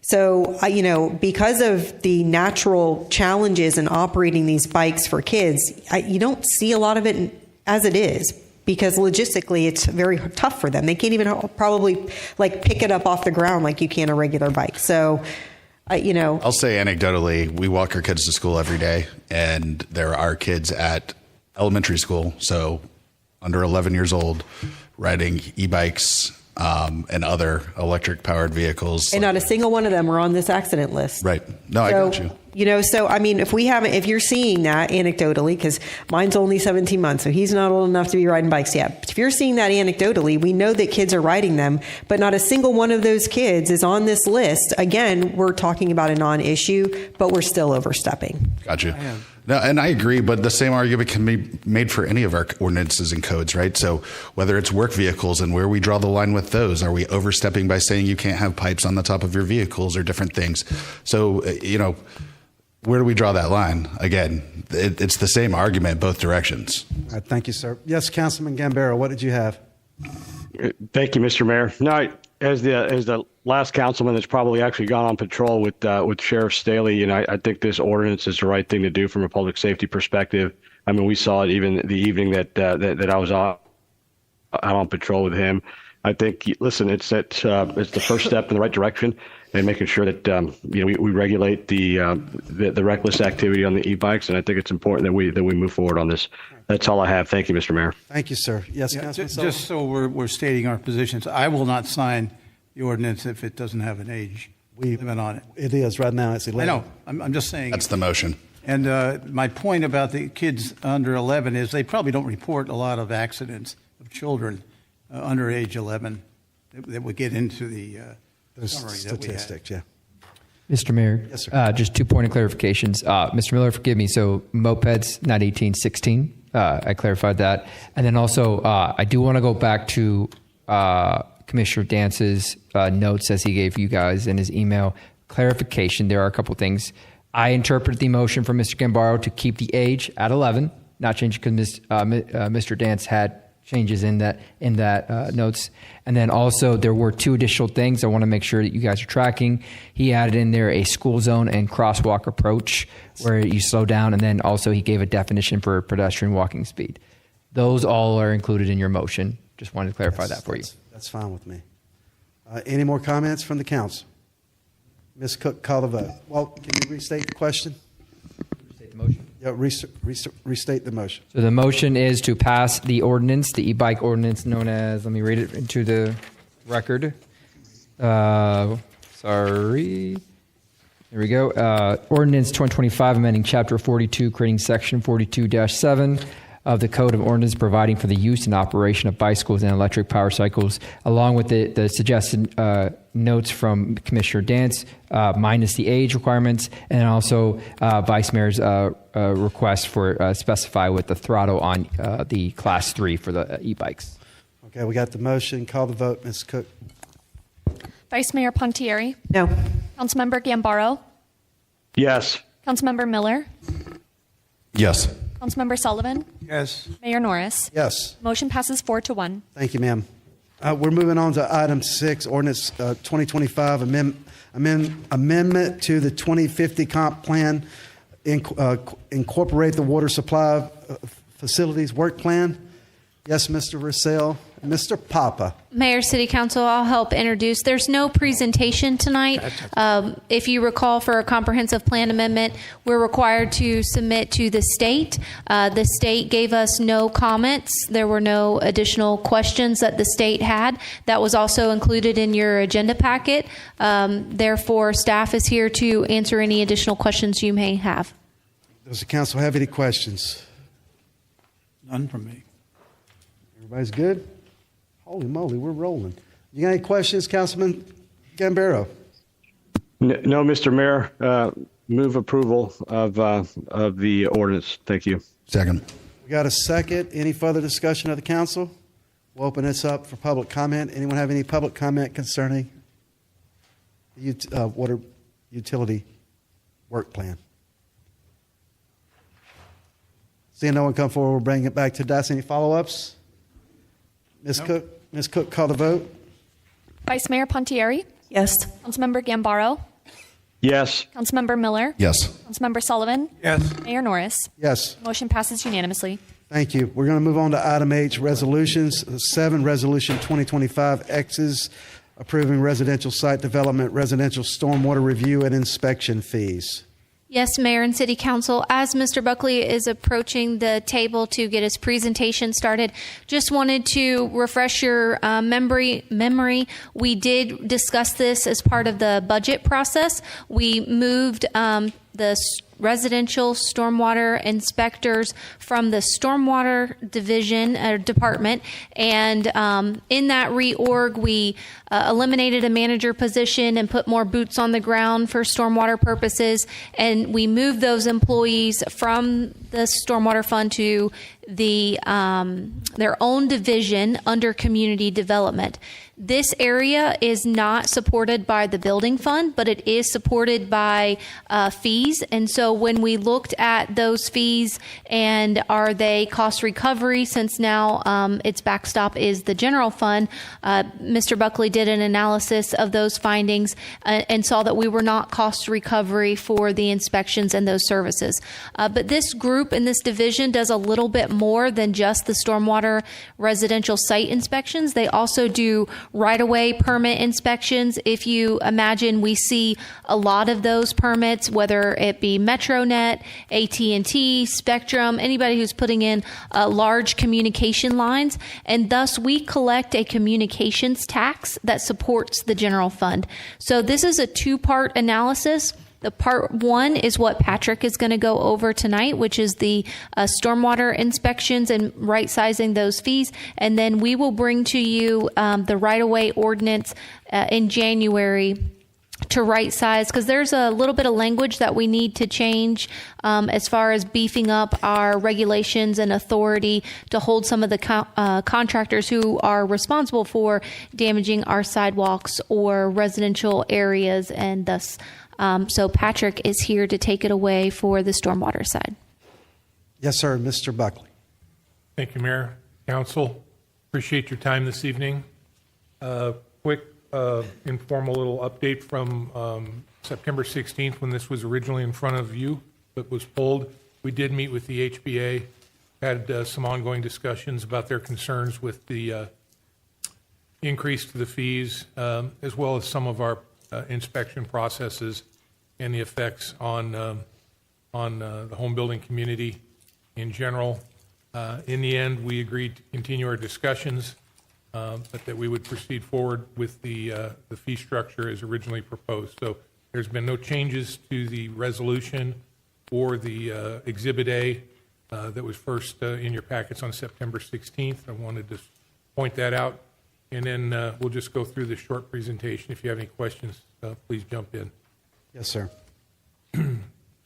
This is about the residential stormwater fees as summarized by Acting City Manager Johnston. Just a quick recap. Yes, we are a new division in community development. Given the title residential site development, consists of 6 FTEs, 4 inspectors, 1 engineering tech that primarily performs plan reviews, and a supervisor that keeps a good eye on the entire team. Standalone division, separate org code, and separate budget. This item in front of council came about sort of by reverse engineering. We created the budget and realized we needed to, of course, match some revenue to that budget that was created for this new division. We have 2 work processes primarily that we deal with. We have a permit and plan review and inspections for new and existing residential construction. That's our stormwater inspections. It also includes work for residential projects, added additions to homes, pools, other impervious surfaces. There's quite a bit of plan review and inspection that is involved on those improvements that people are making to their property. The second work process, which is still to be vetted, fully vetted, that Ms. Johnston alluded to, was the right-of-way permitting and inspection responsibilities. Per council's direction, policy direction, we had to develop a fee structure to ensure the residential site development division is self-funded from permit fees. Our permit fees are intended to cover plan review and site compliance inspections.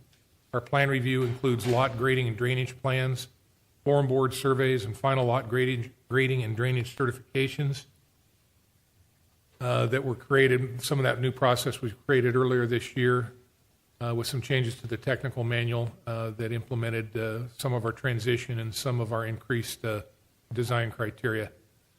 Our inspections include items like pre-pour and after-pour inspections for driveway and aprons, field surveys to verify the as-built grading and drainage conditions are consistent with the lot grading and drainage certification, and our stormwater final and right-of-way final inspections to make sure all the remaining project work is in compliance. The swale's been returned to functioning condition. The culvert pipe and the swales are functioning, and there's been no damage done to the right-of-way during construction. We also have a role in compliance inspections and maintaining compliance, city's compliance with its MS4 permit. Compliance inspections are generally complaint-driven and involve items like illicit discharges of stormwater and other discharges of improper materials, and also involve improper installation and or maintenance of erosion control measures such as silt fencing, sod buffering, and inlet protection and similar.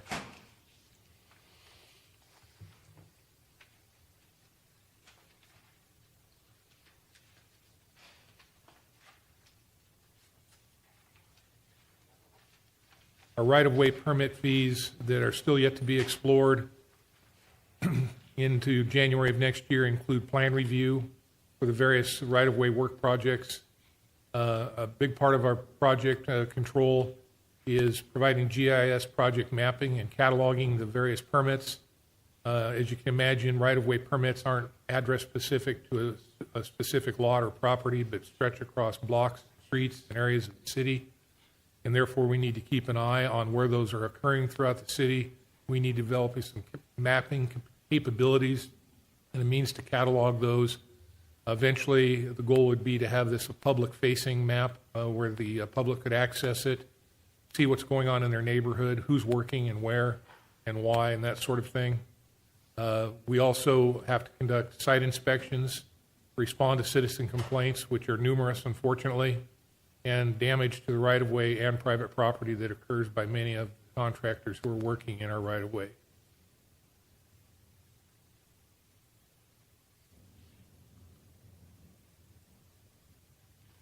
Part of our analysis for the stormwater fees, residential stormwater fees, we looked at the last rate study that was done in 2021.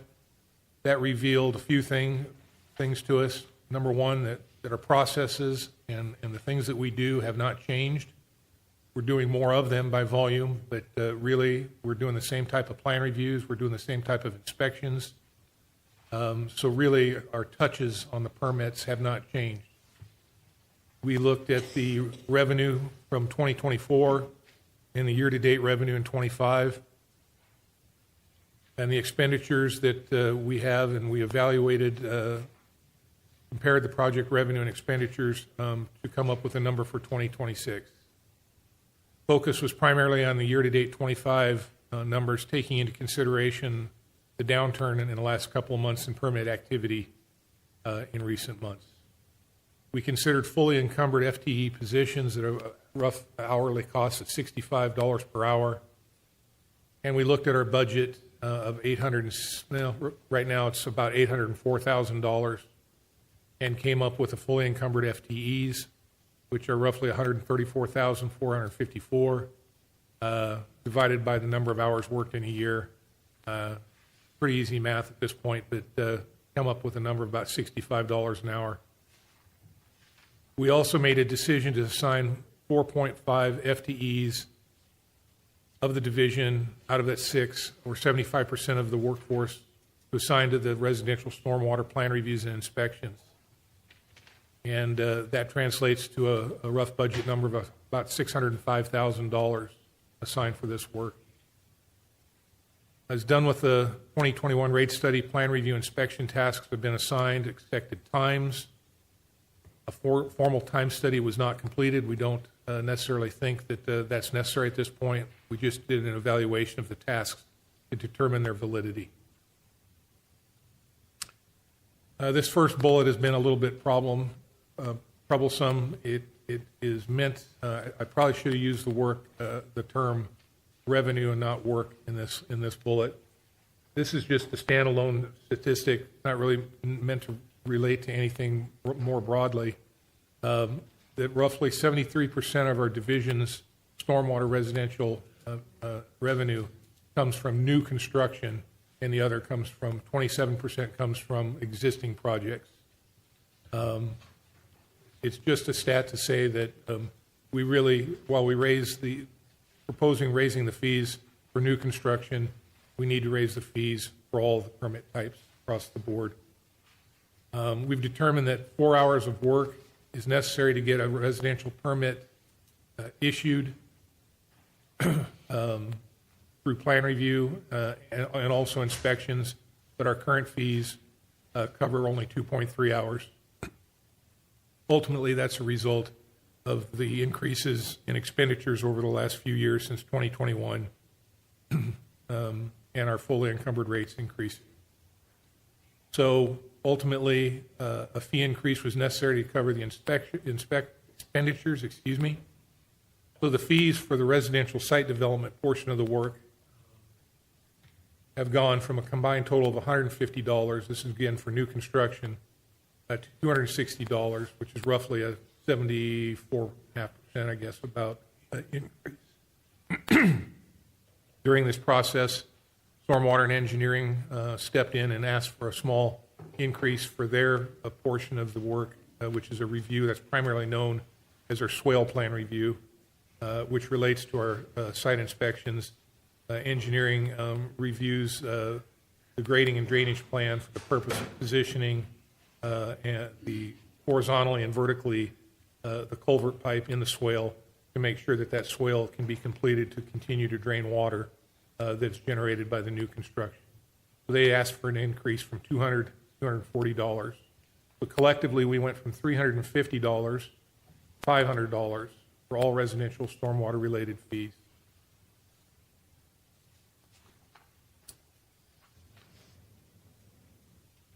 So the fees for permits, as I said previously, the fees for permits for existing residential construction increased accordingly. And again, these fees are based on predicted times, how long it takes us to do our work. We also explored some process improvements that will help ensure that we're capturing the right revenue for the work expended. That includes charges for corrected plans and revisions and re-inspections. We hadn't always done that. Looking back a few years, many times we have changes made to plans either through plan corrections or simply voluntary changes that the contractors are making. And it's important that when we rack up the time that it takes to review those changes, that we are charging a correlated fee to cover that work, and certainly for re-inspections. Process improvement that we identified during this review is the re-inspection fees that we charge for continuing illicit discharge violations. Currently, we don't really have any kind of deterrent process for those re-inspections. If we are called with a complaint or verify a complaint in the field through our travels of an illicit discharge occurring, which may include discharge into a swale from materials like concrete slurry, pollution, other forms of pollution, down silt fences, erosion into neighboring lots, into open space, things of that nature, we write the correction for the contractor. We make a date for a return trip, give them a chance to fix it. But ultimately, that reinspection fee provides very little deterrence to both create an impetus for the contractor to clean up the violation and to prevent it from reoccurring. So we're proposing, and part of this process is a reinspection, our first inspection fee that you can see in Exhibit A to the resolution is $32.50, and that reinspection, these are line items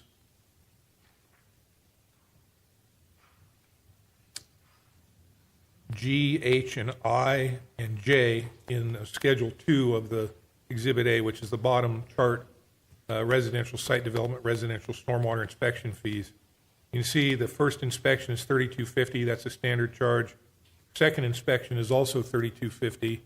But if the inspection on the third trip reveals that the violation persists and has not been removed, that's intended to increase to $75. And if we return a third or more time, then we're looking at a $150 fee. We don't intend to apply that except in cases where it's been documented of what the expectations are for the contractor to remove the violation and how to go about it, but we're not seeing any progress or movement towards compliance. We think it's an appropriate level to help spur into action. Are we seeing a significant number of reinspections because of noncompliance and not trying to correct the issue? Yes, we are. We are seeing significant reinspection. Okay. And on some of these properties, we're seeing 6 and 7 and 8 return trips that stretch out over the course of weeks. And can you explain to me what the difference is between this right-of-way drainage inspection is versus the stormwater final or any of the other inspections? What does that entail? The which items? The right-of-way inspection that you referenced. The right-of-way inspection is to make sure that there's been no damage during construction of the home of the city's improvements in the right-of-way. Okay. So any of like the utility stuff that's going on in the right-of-way. That's actually another inspection specific for utilities, Okay. but the roadway primarily, or anything on the in the swale side, the city right-of-way in front of the property line. Okay. But primarily streets. Okay. The next part of our analysis that we need to complete before January of next year relates to the right-of-way permits. As I said previously, 1.5 of our 6 FTEs are assigned to right-of-way permitting. That's a baseline space right now. It's a placeholder. It could very well be revealed that we need to assign more FTEs in coming years to make sure that we have the proper oversight of our right-of-way permitting process. That's roughly right now 25% of our division budget. And this early part of fiscal year 26 that began on October 1st is to analyze and adjust accordingly to make sure that we come back with a mechanism to capture the rest of our work. Our primary goals in this are to modernize our right-of-way regulations. That's contained in our municipal code, chapter 42, streets, roads, bridges, and other public places. Focuses on Article 5, protection of the streets, roads, and right-of-way. We need to determine what appropriate permit fees are for this type of work, where those revenue sources are, primarily the communications tax that Ms. Johnston referred to, and the various process improvements that we can enact to ensure that we are providing the proper oversight. Again, the permit fees balanced with the revenue sources and 25% of the division budget. We want to make sure that we provide the necessary regulatory controls, oversights, and inspections with the eye to prevent damage. And when we do have damage, that we see prompt repairs. We have some informal numbers from Public Works and from utility that actually have presented to us some potentially alarming amounts of money that the city is currently spending on repairing the damage on its own. So we need to make sure that we are enacting the right violation penalties to discourage this, including work without permit, damage, and the required repairs and maintaining unsafe job sites.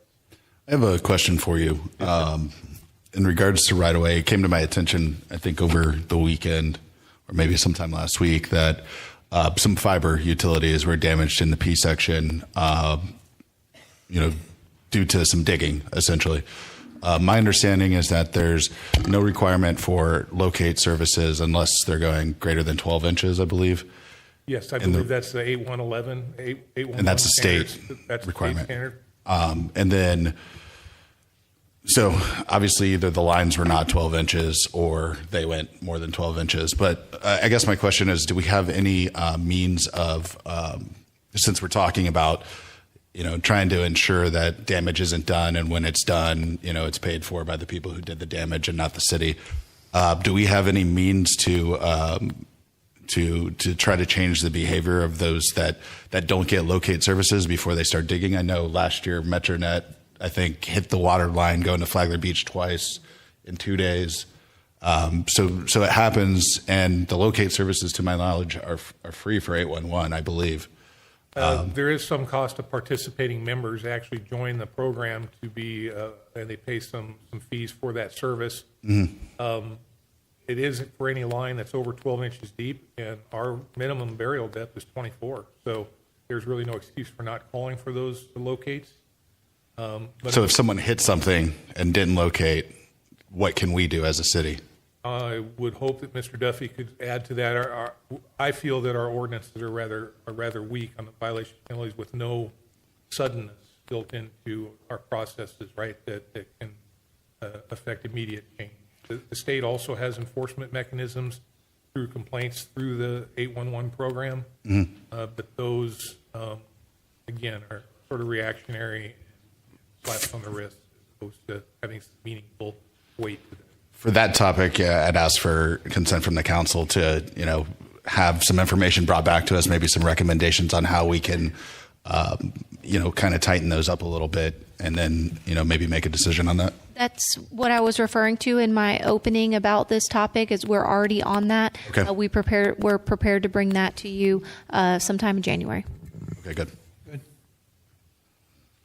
All right, so our residential permit analysis is complete. We have a proposed fee resolution. It provides the necessary fee adjustments to cover the residential site development division's work processes. Again, based on 75% of our budget and workforce committed to those residential inspections. The right-of-way permit analysis is in progress. Completion by the end of January, as per Ms. Johnston's information. And again, right-of-way permit fee schedule, modernization of our regulations to be solved. That's it. Thank you, Mr. Buckley. Any follow-ups from the council? So I just want to point out, well, first of all, thank you, staff, for doing this, and for council for pushing this initiative, because obviously we haven't been cost recovery. My question, I know the analysis that you did in order to figure out how we can be cost recovery, but my question is, are we comparable to neighboring or similar cities with this new fee structure? I can't answer that. I did not compare ourselves to other cities during this process. It was somewhat of an emergency process. We had a budget that we committed to. We had to bring it back to you. Our processes, I feel, which have been compared to surrounding communities, are very unique and orchestrated and written precisely for the issues that Palm Coast faces that may or may not be similar to other communities. We have put a lot of effort and muscle into writing some very comprehensive review criteria. For example, our review criteria for new residential construction consists of 36 different criteria that we check. Our goal was to make sure that we're covered right now. So on a broader look down the road, I think that's worthy, though, to see how we stand with other.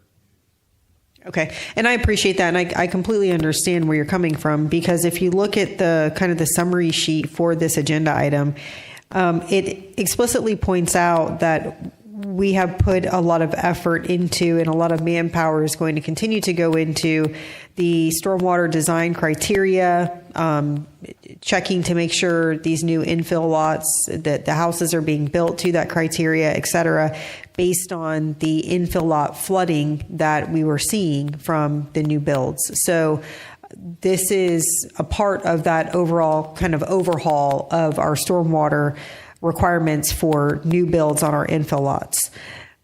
I will tell you, in the past few weeks, I have gone out to a lot of the properties that are experiencing flooding. I won't say as a result of, because I don't want to use that terminology, but after a new build has been constructed either behind or next to them.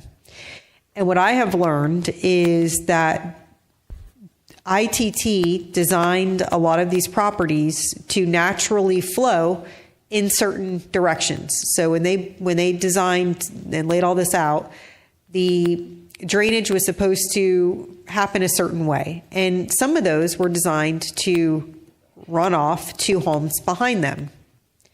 The problem with that is once a new build is then built behind you, your home can no longer shed water on that house. So it's going to now start retaining that water that it was previously shedding. Is that the fault of the city? No, I don't think it's the fault of the city. Is it the fault of staff? No, it's not the fault of staff. but it's also not the fault of the homeowner who was first in time. So now what's happening is they buy their house is designed the right way that it was intended to be designed as far as the stormwater drainage, but 10, 15 years later, new home gets built, and now from the natural design that first homeowner complied with and their builder complied with, they're now flooding because they're not able to drain and shed the way they were intended to drain and shed.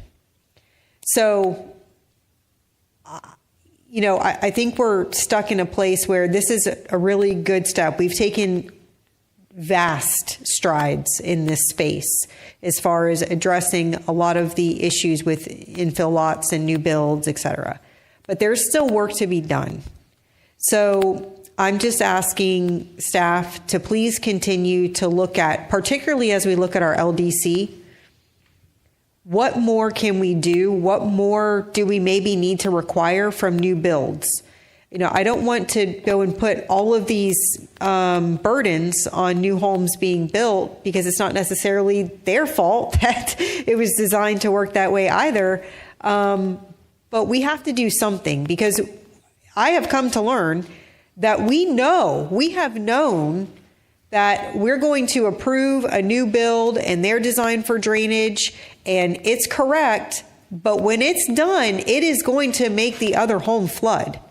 Not because necessarily that new build is shedding water onto the new home, but because that new home is now retaining or holding its own water that previously it was able to shed in directions where it was intended to shed when it was initially built.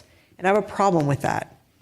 So I just ask that, again, I commend staff and council for taking the steps we've taken, but our work is not done yet in this area. So I just ask that we continue. I know Lynn is continuing to work tirelessly on these issues as well. I know that we are looking at code enforcement, acting city manager, as far as what do we do now when we get a code enforcement complaint because a resident thinks that water may be in fact shedding from the property next to them. What criteria do we create to analyze whether or not that is actually happening? I know staff is currently working on those things, and I'm appreciative of that. So I just want to make my position very clear that I think we've made great strides. I'm glad that we're taking the step to impose these new fees, but there's still work to be done. Thank you, ma'am. Anyone else from the council? Councilman Gambaro, you have anything? No, Mr. Mayor, I'm good. Thank you. Thank you. I do think when we're looking at the LDC that me personally, I've been here 20 years, whatever. But one of the problems I see, especially up in the B section, the north end by Bird of Paradise, those houses, the property lines, there's no easement between the property lines. So if you got two houses and they have fences, they both have vinyl fences, and there's no easement to run for that water to run down to a main drainage canal, it's always going to be an issue. I think in the LDC, we need to look at trying to put in some type of easement between houses that are butted up against one another, especially in the back. Maybe not so much on the side, but in the back. So when your property, it can flow to the front and to the back. Yeah. But there's got to be some type of easement to allow that flow down to the main canals. Now, a lot of the newer developments and communities are a lot different than the older ones that we have. But that is something we really need to look at that aren't in CDDs or HOAs, just straight plotted lots. That's yeah. I agree. I think we should look at that, Mr. Mayor. And I just had just to add to that, to what the Vice Mayor was saying. So I recall that some of the areas, there was a natural wooded buffer between the front house and the back house, and it was sloped to kind of go to that location. And then over the years, the trees died, ripped them out, and now you have these low spots that now all this water is kind of gathering in. Additionally, back then, before the city, it was an affidavit. I swear that it's got some good drainage on it, and it's 12 inches above the road. And there was no inspection. Nobody took a look at it. It was up to the builder. So some of those things are what we're dealing with now, is that, all it was, it didn't have a drainage plan. It just was 12 inches above the road by affidavit. So it makes it extremely difficult because it's not consistent. It's not something that we can We can't just raise the foundation of someone's house 3 feet to make it match up with the rest of the neighborhood or anything like that. So, we have to continue to be creative to try to figure those problems out. All right, thank you, sir. Councilman Sullivan, you have anything? No, I agree, and it just as you say. Okay. The older sections. Motion to approve. Motion to approve. Second. We're going to. We got a motion to approve. Second, Councilman Sullivan. We'll open up for public comment if there's no more comments from the council. Yes, ma'am. Jeannie Duarte. Unfortunately, it is sad that they're getting a lot of complaints and numerous complaints, but it's true you cannot box in an older home and expect it to retain their drain when the newer home is being built next to them. I think it's the responsibility of the developers. It doesn't take a rocket scientist or an engineer to understand the flow of water. But the developer and whoever is the one building that house next to that older home should be responsible to make sure that they are V'ing out and making sure that the water is being directed properly so it's not affecting either home. So that's the responsibility of the developer for the new home. Also, too, residents, they pay, $36 a month or so, but they never get services. They can take up, 30 years to get their swell fixed, redone. It seems as though services are going toward permitted projects. You said 73% for new construction, 27% for permitted.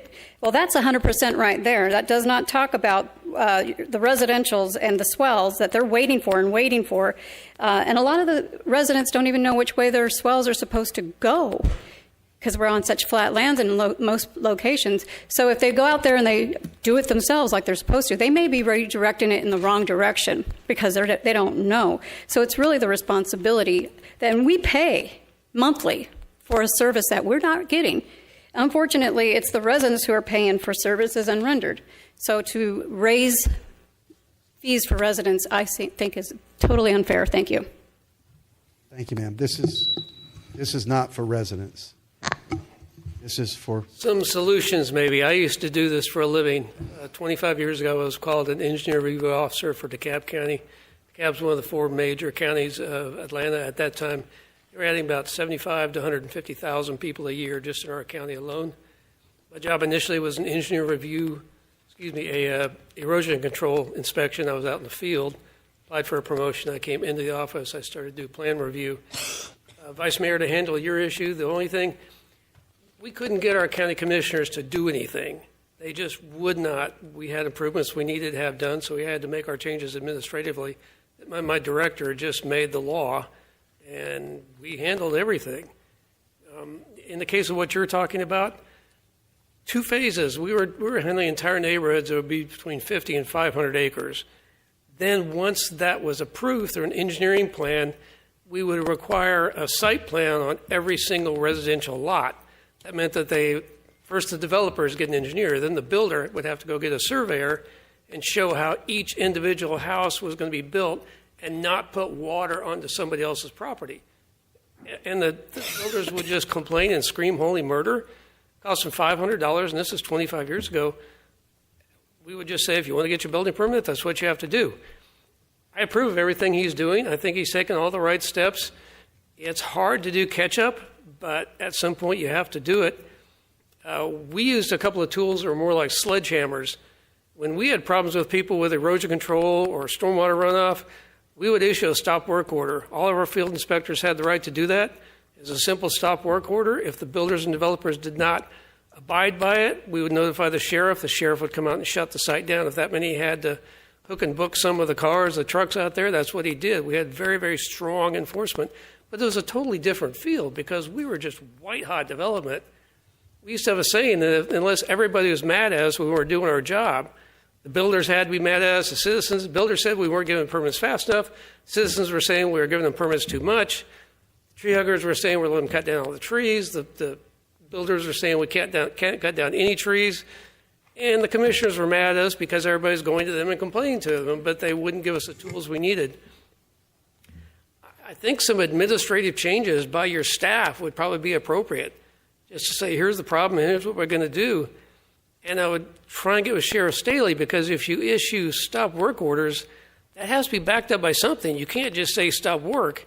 That means stop work, and if you don't stop work, if you're out here the next day working again, we're going to shut you down and we're going to put you in jail. We did that many times. That'll get him shut up really quick. But at that point, there were so many developers and builders out there, there was a non-ending supply. So I approve of what he's doing. It's a terrible problem. You know, it's like trying to make water stop. I think he's doing a good job. Support him. Thank you, sir. Thank you. Yes, sir.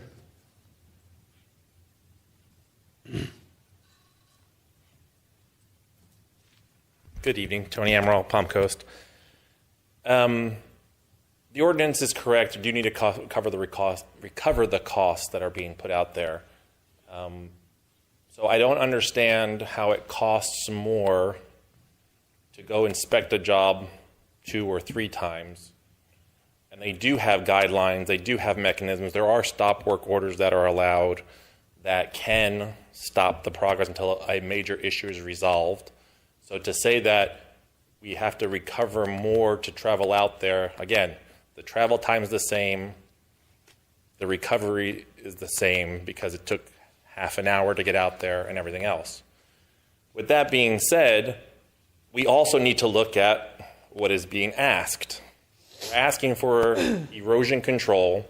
The new stormwater people are mandating, we've had this conversation before, silt fencing, mandatory silt fencing for a possible drainage issue or possible erosion. The rain, the issues, let's keep in mind that silt fence is not the only solution to erosion. It never will be. There are multiple access points, and if you can say where the erosion is happening, it's easier to correct than just to say you must silt fence. You cannot mandate one specific issue to solve a problem. There are multiple allowed. Let's also remember Palm Coast has been under 2 municipalities when it came to permitting. The county, actually, we'll call it 2.5. The city, and they subcontracted out permitting and all that to an independent contractor for 3 or 4 years, and then the city got involved.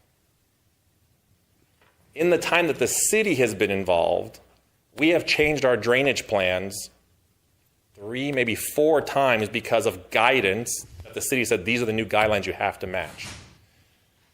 We were allowed for about a year or so to leave a natural buffer that was required by a previous arborist who was adamant about it.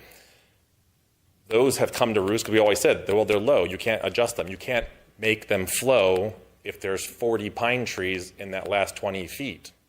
So the fact that to say that the new home per se is the problem and not the city does have some onus in this. The ordinances were set.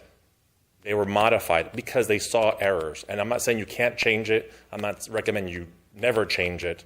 But you have to recognize the problem arose for many reasons. And again, I just don't see the adjusting the costs multiple, to 175 when you're being asked to do stuff that is not the only solution, and we don't have a recourse for it. Thank you. Thank you, sir. Any more public comments? Seeing no one come forward, we'll bring it back to Dice. Any follow-ups from the council? Yeah, I was just going to mention that, in terms of cost recovery, my understanding of that reinspect is not cost recovery. That's punitive for behavior change. In terms of the other building fees from the rest of the department, those are state mandated, but these are not. So we don't have a specific requirement to only be cost recovery and only maintain a certain balance for these fees. And so that's the unfortunately, there's some people that do not fix the problems when they're, re-inspected. And, I don't think that's you or people like you, but they represent kind of you as well, right? And so they give you a bad name. So I think enforcing these on those people in terms of the re-inspections is a good thing because it kind of slows down some of those people that do not seem to care if they're, not fixing their problems and affecting the neighbors of those homes. Thank you, sir. Anything else, Vice Mayor? Yes, to add to that, I mean, to your point, this is a deterrent. Like, get it right the first time. If you don't get it right the first time, get it right the second time. You know, you've still got 2 bites at the apple without anything punitive. As far as, you know, some of the, I think, precautions that we're requiring, here's the issue with, I have a low tolerance with the woe is me kind of, you know, from a builder perspective, respectfully. And the reason for that is if it's not done right and the neighboring property is negatively affected, there's nothing that can unwind that. It's already done. There's no injunctive relief that can be imposed. You've already kind of caused the issues. I mean, we see this with, you know, even a lot of developments that are supposed to be wetting the dust and the sand and all that. You know, there's neighboring properties that still get a ton of dust and, you know, from clear cutting and things like that all over their properties. And the worst that we can do is say, we're sorry, we'll make them go back out and wet everything a little bit more. Well, sorry doesn't help the homeowner that's already had the damage done to their property. So it's our job to try to look ahead and prevent these types of things from happening to people who have zero control over what's going on next to them when a new build is going in or when a new development is going in. Unfortunately, these types of ordinances and rules and regulations get put in place because people didn't do it right the first time and repeatedly. And I have fielded those complaints repeatedly. So I commend you all for trying to look ahead and doing what's necessary. I would encourage, just as I said a couple weeks ago, you know, to the contractors out there who are doing things the right way, who are pulling the permits, who are licensed, who are doing their jobs in a way that protects our consumers and should be then getting repeat work and doing good work in our community. Kudos to you. I'll continue to support you.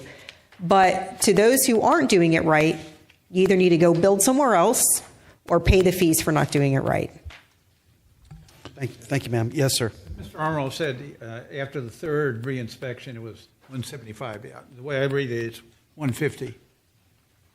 Not 150. It is 150. He said, yes, I think it's 75 and then 150. I thought he said it was then 170. I may have said that. It's 150. It was It's the fourth time they have to come out, it would be increased to $150. Yes. I had a question about the silt fencing requirements. In terms of that, I didn't see that specifically in here as, you know, what the requirement is.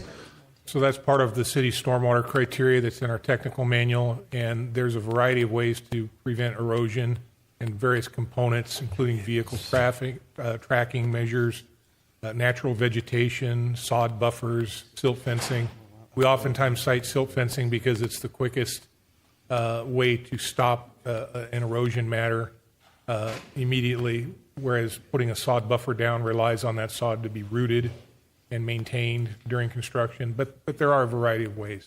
They're just not spelled out in here. It's just the criteria that we have. When we issue a violation, we tell them what they need to do to remove the violation. So you dictate that they put in a silt fence, though? Well, not by itself. There's multiple. Although the builders have been unhappy with us because we've been right in just the silt fence part, because our inspectors feel that's the fastest and quickest way to remedy a problem.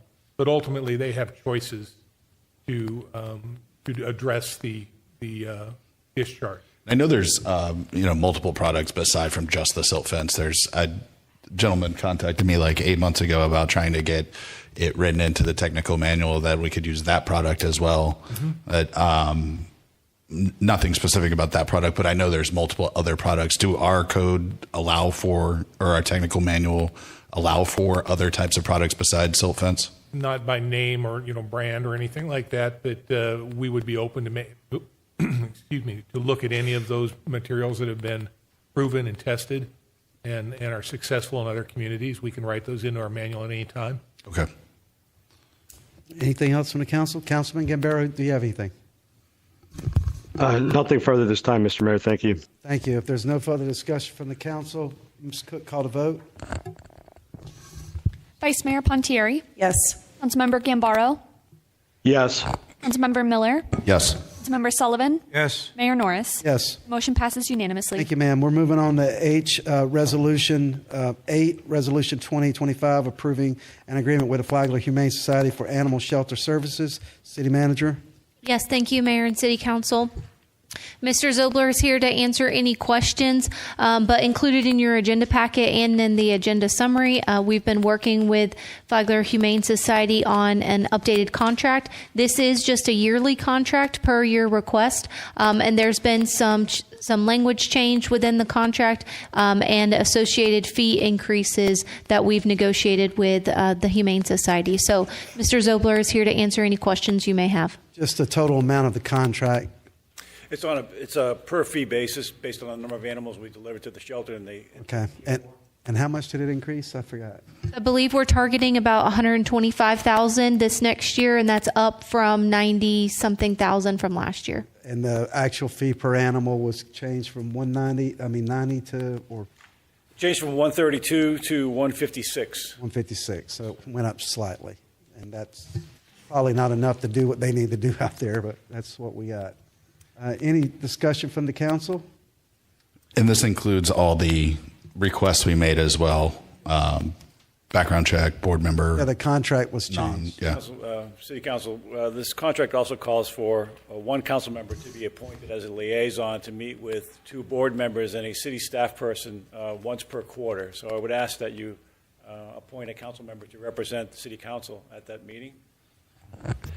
And I would ask to be the liaison. I know when we had kind of discussed this previously, I was going to be the one that attended the board meetings, and then we kind of got into this joint county city thing that we were doing, and there were a lot of things up in the air. So I would ask to be that liaison for this next year. I've worked with that ARF group a lot. I've really, really dug into this, so I would like to be the one that represents the council on that. I support that. I have no problem with that. Just to reiterate, this is kind of the stopgap measure where we're trying to work out some of the more significant problems. And my feeling about this is that for animal control, we should have one entity that does it for the whole county. And I know that's not this. Each city and the county and we all have our separate contracts. I think that's inefficient.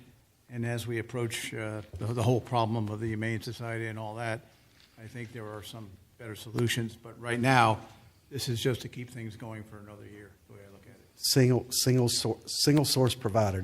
Right now, there's nothing we can do about it, but we're working on it. You got anything, Councilman Gambaro?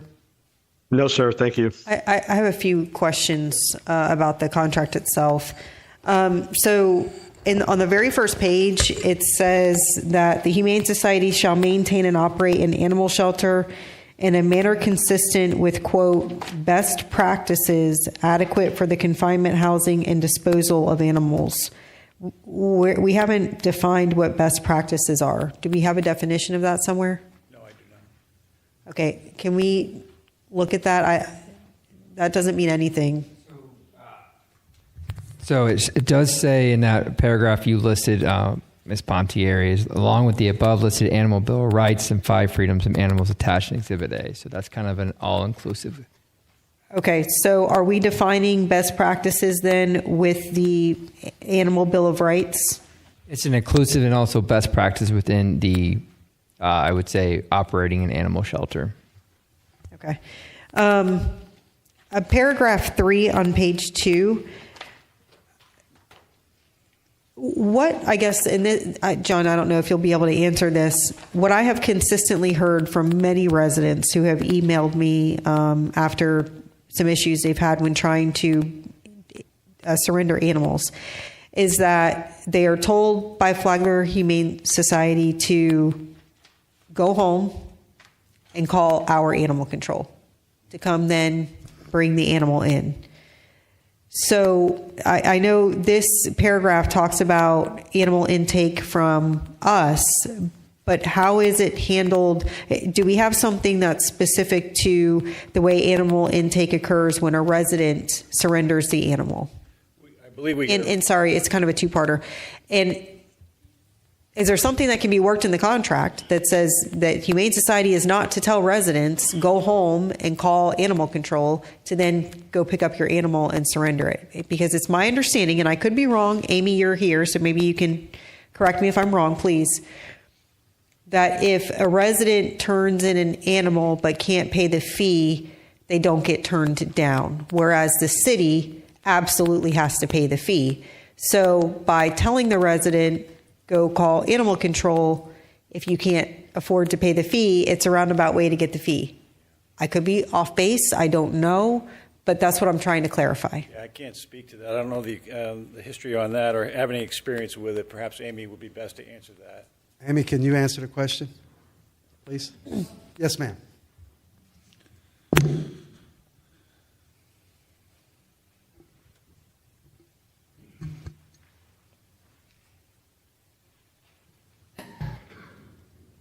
Yeah, actually, quite the opposite is true. We don't turn people away. We do ask if somebody is turning their animal in. We usually ask them to make an appointment first, and sometimes they're not satisfied with that. So they may be the ones to go home and say it's a stray. We get lied to all the time. But quite the opposite. We actually would rather have the owners in front of us so that we can talk to them about, is this animal good with kids? Is this animal, so we actually thought about asking for that to be in the contract, that animal control not accept owned animals. Owned animals have to come to the shelter to be surrendered, because when animal control brings them in, we don't get any of the details on them. I'm happy to give you any report on what we actually get paid when owners surrender them, because a lot of times the reason is they're losing their home, or sometimes it's financial reasons that they're turning them in the first place. So we rarely get anywhere near enough to cover like day one as far as a surrender fee. Okay, and I appreciate that. That's why I'm glad you're here, because as you get lied to, I'm sure people fluff stories to us as well.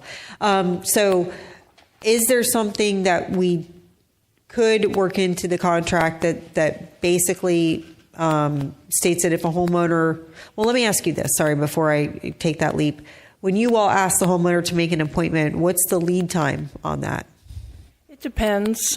Sometimes we may ask them for 10 days or so. Usually it's less. It just depends on, first of all, we usually ask them, what's the reason you're surrendering the pet? And if there's if there's something that we can help them with, if it's a veterinary issue, can we get them into our clinic and have the doctor look at them for free? Or, if it's training, let's give them advice. So it's not only that we're trying to put them out for a little while so that, maybe they'll change their mind, but what can we do to help them change their mind so they keep the pet? Okay. Yeah, I kind of see some issues with that, because I do think that you would have, whether it's intentional, I don't think it's intentional when you guys are asking them for appointments, but I think that probably does result in people just saying, well, I'll just go home and call animal control, which we want to try to prevent for a lot of reasons. So is it possible to offer appointments within 3 days? Can we kind of strike that medium here? Because, I want to work with you guys on this, but I also want to prevent what is probably an unintended consequence of the 10-day request for an appointment. Is the 10-day just because you don't have enough time to get that appointment in? That's become sort of the industry standard. If I know, like you say, you're researching a lot of other places.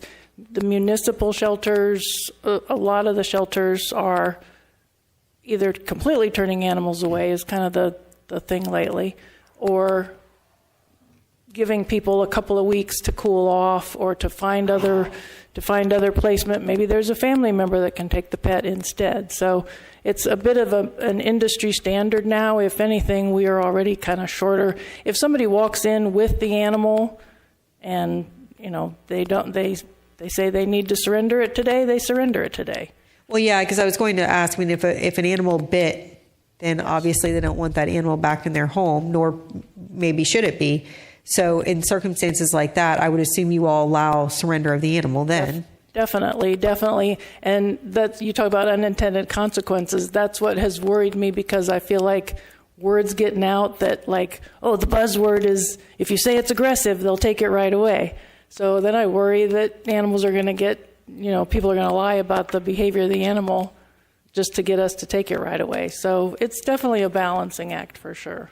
Okay, can we then write into the contract, maybe we split the baby on this and say 5 days, that if in this intake paragraph, if a homeowner attempts to surrender an animal, that Flagler Humane Society will offer an appointment within 5 or at the 5 day mark or something to that effect. You all can work on the language, because I have gotten a lot of people tell me I tried, they wouldn't allow me to do it. And so that results in, to your point, animal control doing it knowing no history, right. And to my point, now the city paying for what a resident probably should pay for. So we're kind of getting hit on both ends here by this. Yeah, I think that's definitely worth more conversation. Okay, I appreciate that. And then I did, while you're there, sorry, I had another question for you.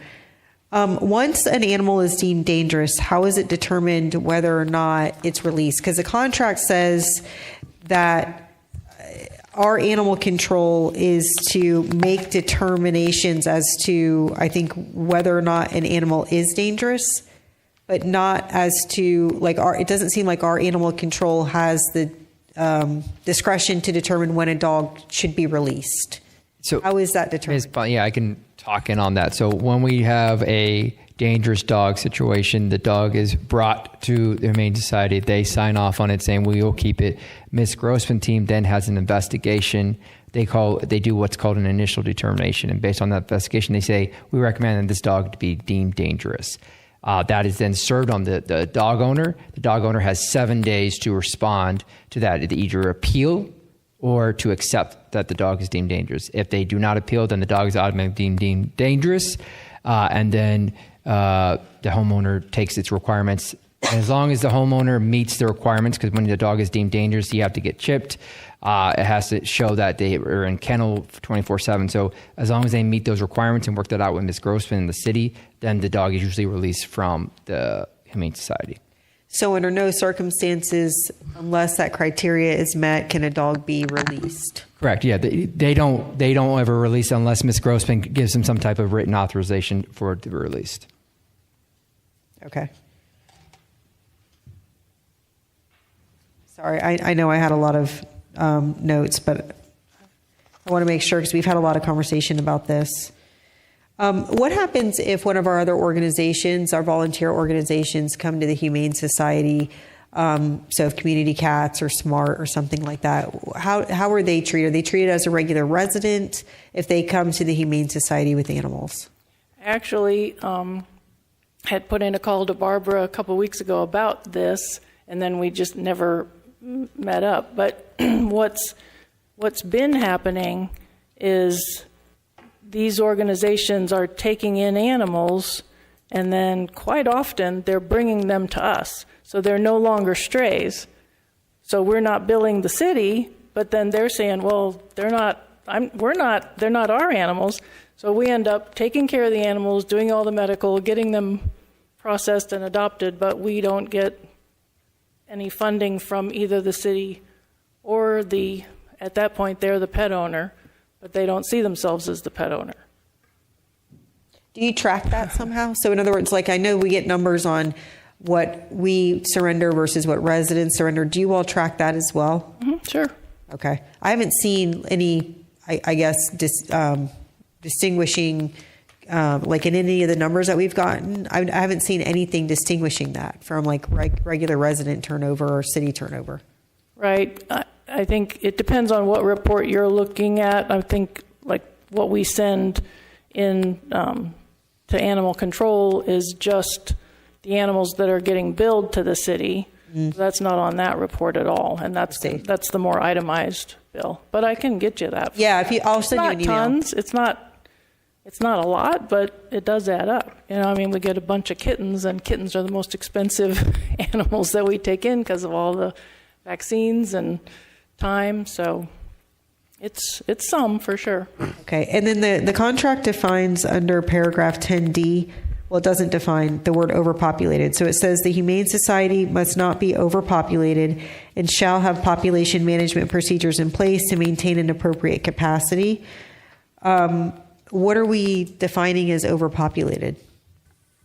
So in the contract, I don't have where the paragraph, but it does say that every animal should have room for space for in each crate or gate or whatever, how you house the animals. If I would interpret overpopulated, you can't take in the animal. That's how I would interpret that. Do we have anything in place to where if the Humane Society says we're at capacity, that you all give us notice of that? Well, I know it changes often. Yeah. And so I can appreciate that, but yeah, it's nights. Well, it was last Thursday night. The city brought us in 19 animals. I'm sorry? 19. Yeah, 19. Yeah. So, I mean, and with the 98 cats from July. Yeah. Yes, there's minutes that we are overpopulated, but we make arrangements. I got large walk-in cages that we borrowed from Halifax Humane Society. So we make do, and then once those animals get adopted, we're back to normal again. But the animals themselves are never suffer because of that. The accusation of we keep them in crates for months at a time, and that's not the case. The animals that are in crates are waiting for surgery or have just arrived, but the animals themselves aren't crowded. We might be crowded. After the 98 cats, I think I had 16 of them in my office for a while, but they were in the big walk-in cage. So we may be crowded, but the animals always have more than enough space according to like the 5 freedoms that are mentioned. yeah, and I didn't hear anything about what you just referenced as far as what people have said. That's not why I asked the question. I'm asking the question because we're trying to plan for the future. But it's hard, and we're also battling with a lot of people saying a lot of things, to your point. But it's hard for us to plan for the future of what the needs are, what your needs are, what our needs are, what the county's needs are, if we don't know these things. So I guess, some type of notification if you guys are, quote, overpopulated for, let's say, more than 72 hours, something like that, because we have to be able to track these things. And from my perspective, my largest frustration with the Humane Society, shutting out all of everything that people have said, is I haven't seen a strategic plan for expansion. That's my frustration. And I think part of having a strategic plan for expansion is keeping these types of metrics. How many days out of the year are you, quote, overpopulated? How do we know what our future needs, what our current needs are if we don't have that data? Yeah. So I would ask, I don't know that it's necessarily something that needs to be put in the contract, but that's the kind of information that we need. So I don't know if maybe you want to work out with Barbara on what's reasonable from that perspective. It's just hard with like a hard, fast number to say we're overpopulated if we have 300 animals, because a cage, a nice big cage can house a mama and 10 puppies, but not 10 adult dogs. So each population is different, so you can't really put a hard, fast number on it. Well, our cat colony rooms can hold 6 cats, or they can hold 12 cats, and the cats are just as comfortable because they got a lot of vertical space. I think by the definition, anytime that you're creating temporary housing to, whether it's pulling in cages from another humane society to put them in an office or something like that, that's when we're now overpopulated, right? Okay, but that's in response to the 98 cats that were brought in one day. This is not, it's not saying, hey, it's your fault that a lot of cats were dropped off. It's so that we know that we don't have enough space so that we can plan for that space. Right. Yeah, let me just cut to it, okay? It is hard for us to plan on what we actually need. It's hard for us to say, no, Humane Society's got it. We don't need any other arrangements, because no offense, but you can't even really define it. That we can't define it. You can't define it. What does overpopulation look like? I get that it can vary based on whether they're kittens or puppies or adult dogs or, big cats. I understand all that. But I think from a base starting point, we have to at least say, okay, we're going to go through and do an inventory of the Humane Society. I know you've got the 2 big, I don't know if you call them colony rooms, but before you get to the dogs, I've been to the Humane Society numerous times. You've got the 2 big cat rooms, right? What is the standard of what should be in that space based on the amount of space? Like, let's have an inventory. Right. What is the max and come up with that number? If you don't have that number to begin with, we don't know what we need to plan for. And to that, we can't even set money aside to do it and to help you, Amy. I mean, I'm really trying to get there with everybody and satisfy a lot of concerns here, including being very sensitive to what you all are battling from a public perspective and an optics perspective. So, but I need your help to get this data together, right? So again, it's not something that needs to be written to the contract, but we commit to having a follow-up conversation on where's the baseline for us to start here, to start gathering that information. The only thing that I was concerned about in the contract was that definition of overpopulated, but doesn't really even sound like we know what that is right now. So I think we just need to keep the lines of communication open. The last thing I would like added is under paragraph 17D on page 8, it says that you will have to give us certain reporting. I would like that to include financials. Sure. Can we include that? Okay, thank you. And that's all I have. Sorry, Mayor. So do we need to table it to fix those things in the contract? You're good with that, Marcus? You got the corrections? I got it ready. Okay. I'm so sorry. There's one more. So under paragraph 21, subsection B, subsection I, it says cost per impounded animal. The city shall be billed $156 for each dog cat intake for the 5-day intake period. Is that regardless of how long the animal is at the animal shelter, or is there a minimum? Correct. Okay, so if it comes in for half a day and then goes back out, we get charged $156? If it comes in as a stray, yes, because we still do all the medical as soon as it gets there. And then also, on the other hand, if it stays for 10 months before it gets adopted, we don't charge more. So that's still much less than what our costs are. Okay, so it's $156 no matter what.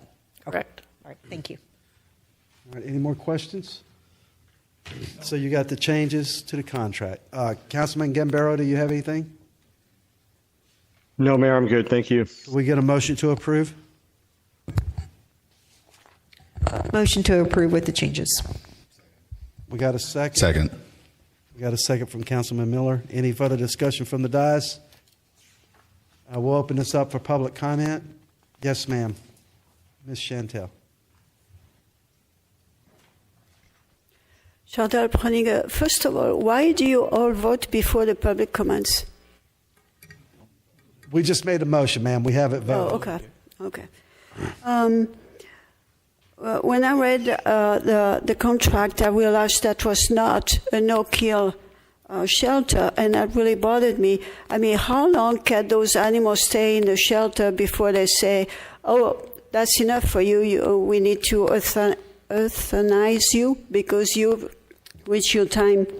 And also, if you have a dog that gets there and who is very afraid because he's out of his territory, whatever, afraid, and he's mistaken for an aggressive dog. I mean, do they have people over there who just have enough knowledge of what an afraid dog can do? And then if the dog looks like an aggressive dog, they can say, oh, he has rabies. Now, there's another thing for rabies. You can kill a dog, cut the head, and analyze the brain. I mean, I don't know. I have no words for that. And I think I read it in a contract. Thank you, ma'am. Yes, sir. Vice Mayor, some of the information you're looking for, I think, would be in the records of your animal control department. I've never seen this before in a county, but I've always lived in larger counties. I've always been in counties where animal control handles animals that are involuntarily taken from a home. Humane Society handles animals that are voluntarily surrendered. If you need to see how big your animal control shelter needs to be, I would look at the records of your animal control because they typically take animals away, not voluntarily surrendered. See what those records are. I might give you an idea. It's a starting point. I agree that I don't think any shelter can ever sustain itself for very long as a no-kill shelter. It's commendable. It's just not attainable. As far as what the woman was saying about how can you tell the difference between a nervous dog and an aggressive dog, dogs are all about body language. You just have to watch the way they are. I've been around dogs a long time. Nervous dogs have a very unique way of behaving. Aggressive dogs simply don't have that same behavior. They just bite. They don't really bother with much of anything. A couple of questions about the existing Humane Society, and I think you guys know my views on this. If you were not aware, Governor DeSantis signed a law into bill about a year and a half ago that made any pit bull or pit bull cross in a public housing facility subject to immediate termination by the Housing Authority police. They do that because the gangbangers that live in the Housing Authority cannot carry a firearm because that's an automatic 10-year sentence in a federal prison. So they turn their dogs loose on the police. By that same way of thinking, how do we know in this Humane Society that gangbangers or others aren't going to come in? We say, well, they're not mean when a gangbanger can turn any dog mean. How do we know that the gangbangers are not going to take these dogs and make them into bait dogs? Bait dogs are naturally normal dogs that are thrown into a fight situation because they're bait. They get eaten alive by other dogs. How do we know that the kittens and puppies and other dogs we have are not going out to support fight clubs? I'm not saying they're here in Flagler. Typically, they're in very rural areas. They're going to be more in areas that are not served by police areas. But they've become so sophisticated that they'll actually bring in families now with children. And they'll adopt pets, and those pets will just end up becoming food for fights. I don't know how you can do that other than enlisting the sheriff's help to be able to at least check an ID to see if the people coming to you have any kind of a criminal background. That'll show up. That's the only things I have for you. Thank you for your time. Thank you, sir. Anyone else for public comment?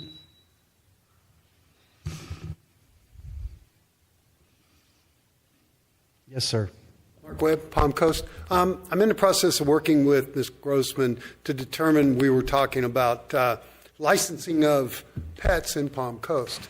And there was, and there still is, some confusion about the responsibility from the vets to send rabies and other documents to the authority, the pet authority, which is under the county, not under the city. And from what I've been able to ascertain, the records aren't reaching the city of Palm Coast so that we can help our citizens understand there is a licensing requirement, which is missed revenue, which we could look at to find. Secondly, a $5 license, that's phenomenal. I think most people, I have 2 dogs, and it costs me probably $5,000-6,000 a year to get them shot, rabies, feeding. I mean, it's an expensive commitment. I would suggest looking at the option of increasing the licensing, both trying to find those that aren't licensed, but also increase it to $15 revenue, which would be a much larger source of money to assist the Humane Society. So you can help them accept those high-quality, documented dogs that the elderly or people in hard times can walk into their office, hand them over the dog, not worry about a cost, not worry about it, and know that the Humane Society has a pet with a history, value, and a higher probability of getting placed, vice being told there's a cost, there's a backup, they go home, they're at their wits' end, they don't know what to do, so they take it on a short drive down to Belterre and release it. So there's opportunities to find funding, to look deeper, to solve this problem temporarily until the county and you guys get together to make a bigger, and I know y'all are working on trying to find a much better resolution. Thank you. Thank you, sir. Anyone else for public comment? Seeing no one come forward, we'll bring it back to Don. Any closing comments? Yes, I was just going to add for Chantel. I think they described the, in terms of a dangerous animal, that's a determination made by code enforcement. State statute. Yeah. And then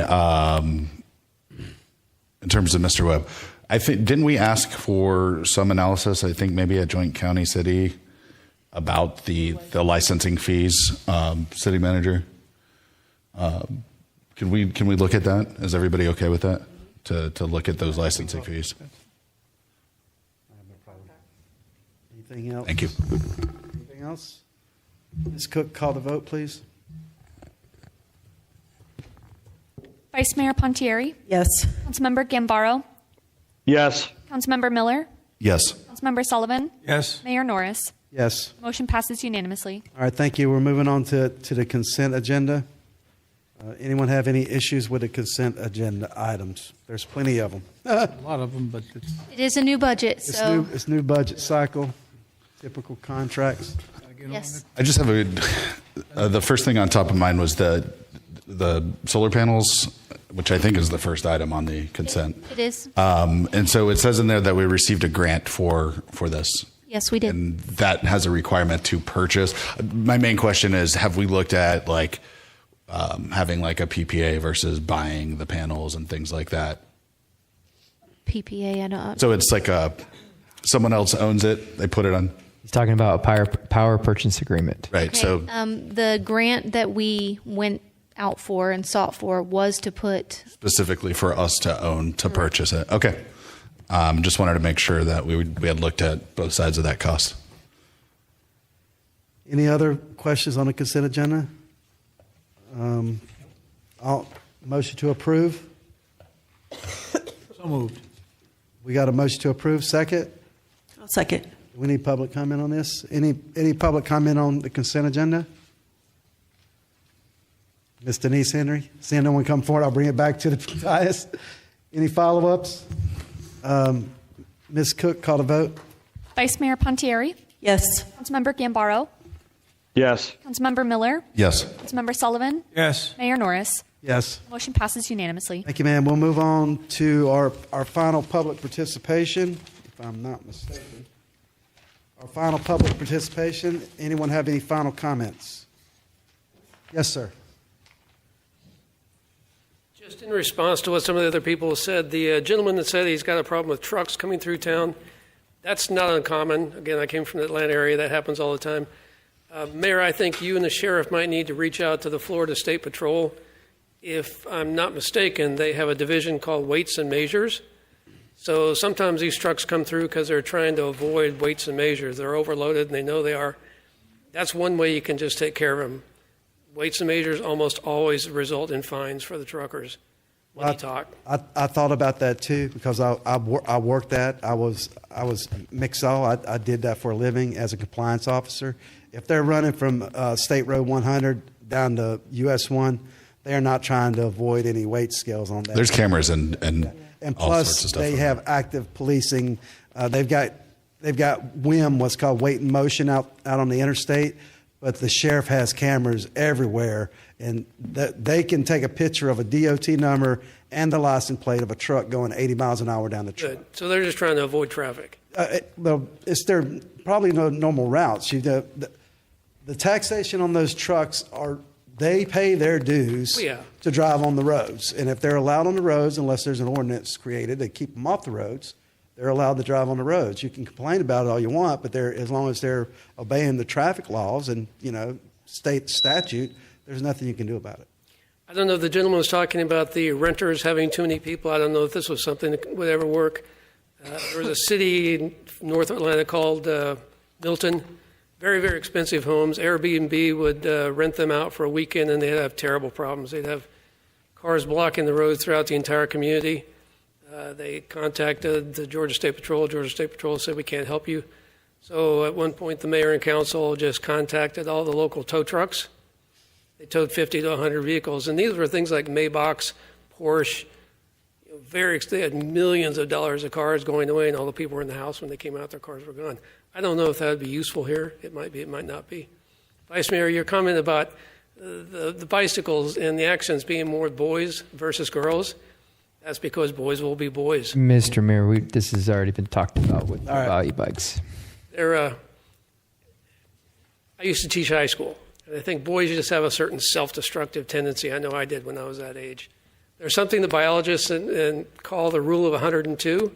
In any given year, there's 102 male children born for every 100 female children. There's a reason for that. If you ever want to see this and realize, it's kind of an amusing show. It's called Ridiculousness. It's on MTV. Rob Dyrdek is the host of this. He was a guy that used to compete in X Games. And he finally said, Why am I breaking my bones when I can make money? This guy's a multi-millionaire, and all he does is pull clips of boys doing stupid stuff. You never see girls doing stupid stuff.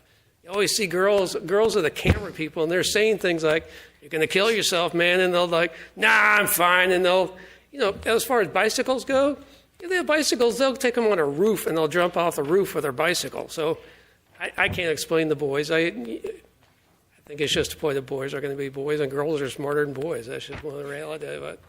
So I do approve, though, what you're doing with the electric bicycles. When you had the last meeting, you mentioned about that, Mayor, about seeing the kid run through that. I was going home on Belterra, turning on Whiteview, lights red. The kid comes zipping by.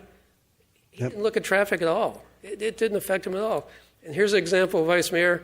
I was in an intersection recently where there were two girls that got off their bike, pushed the signal, waited for it. A boy comes by and just right through. He didn't look at anything. So, self-destructive. Thank you, sir. That's all. Yes, ma'am, Ms. Chantel. Chantal Preninger.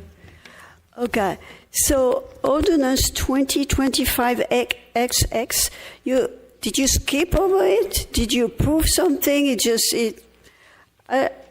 I've still had something to say about it. And I have almost 3 minutes. Okay. Which ordinance is that? This is number 6. What's the topic? Yes, that was approved. And we did have public comments. Okay, so there was no talk, no public comment. It was approved like that. Okay, so I still have... Wait. One correction for the record. There was a discussion. Public comment was open. No one came up to it. Public comment was closed. So there was opportunity for public comment. I gave the opportunity, Ms. Chantel. You just missed it. You must have been taking a nap. I missed it. I'm sorry. Okay, so I still have something to say, and I have only 2 minutes left now.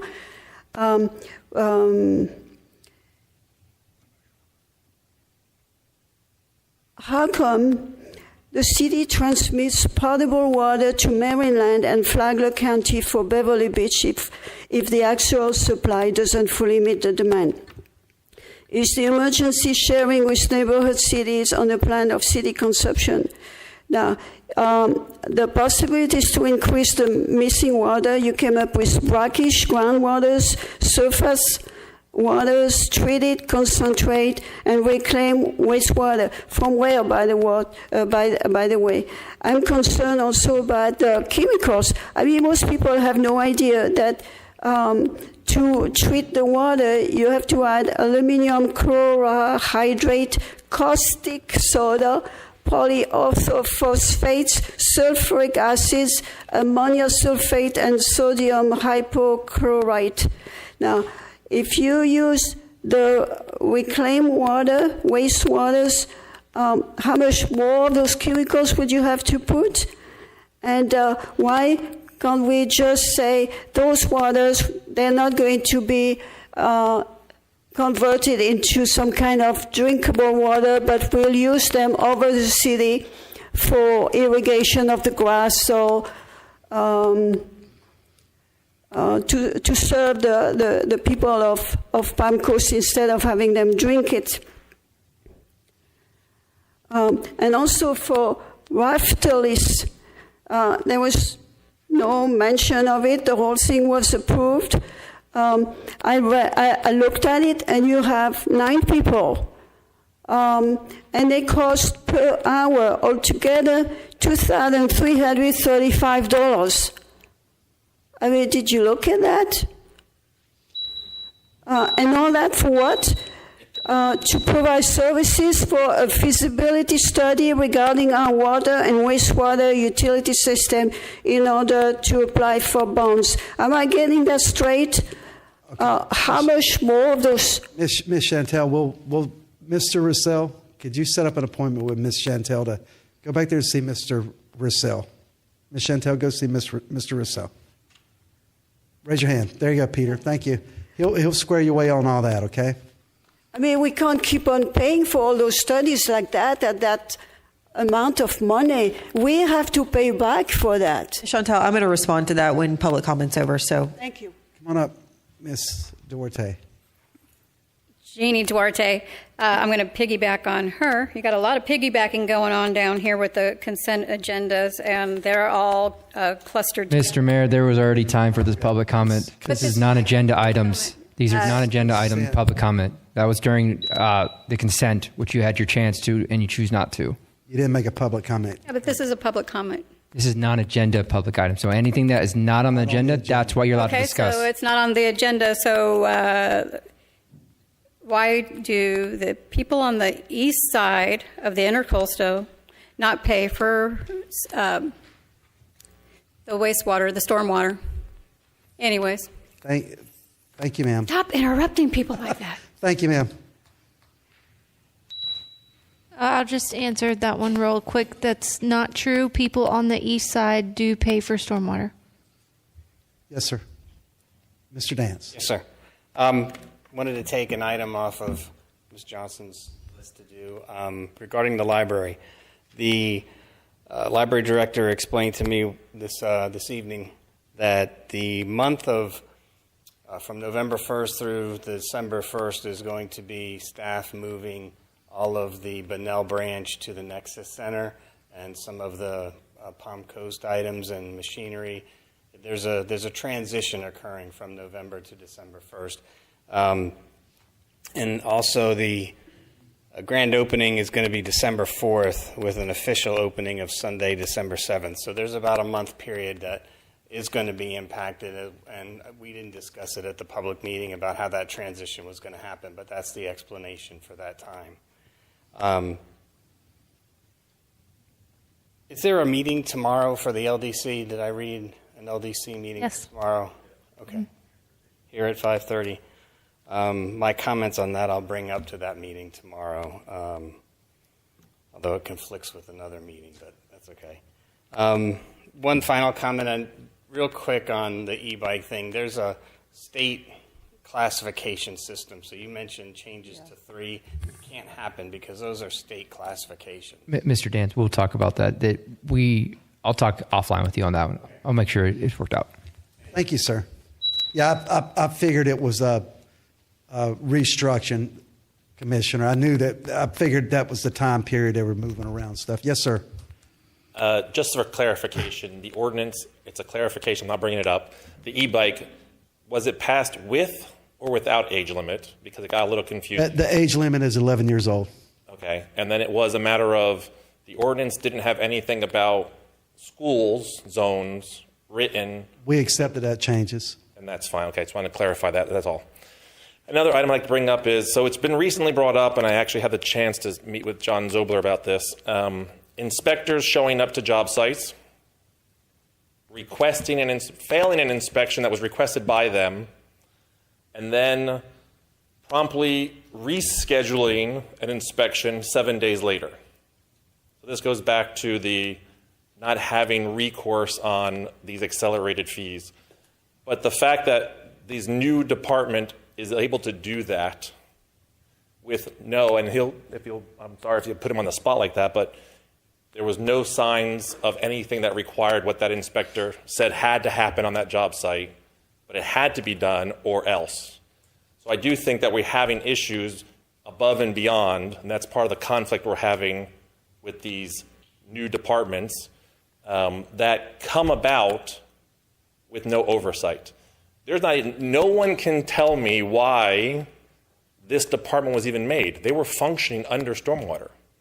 Every process they do now, even the same people, just moved over.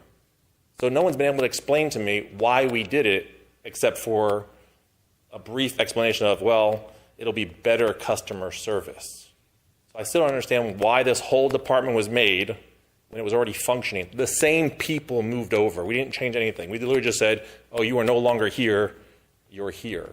So this shuffling, it gets a little gray, it gets a little confusing, but we're really not solving any problems by doing it, except we're actually causing more problems. Thank you. Thank you, sir. Anyone else for public comment?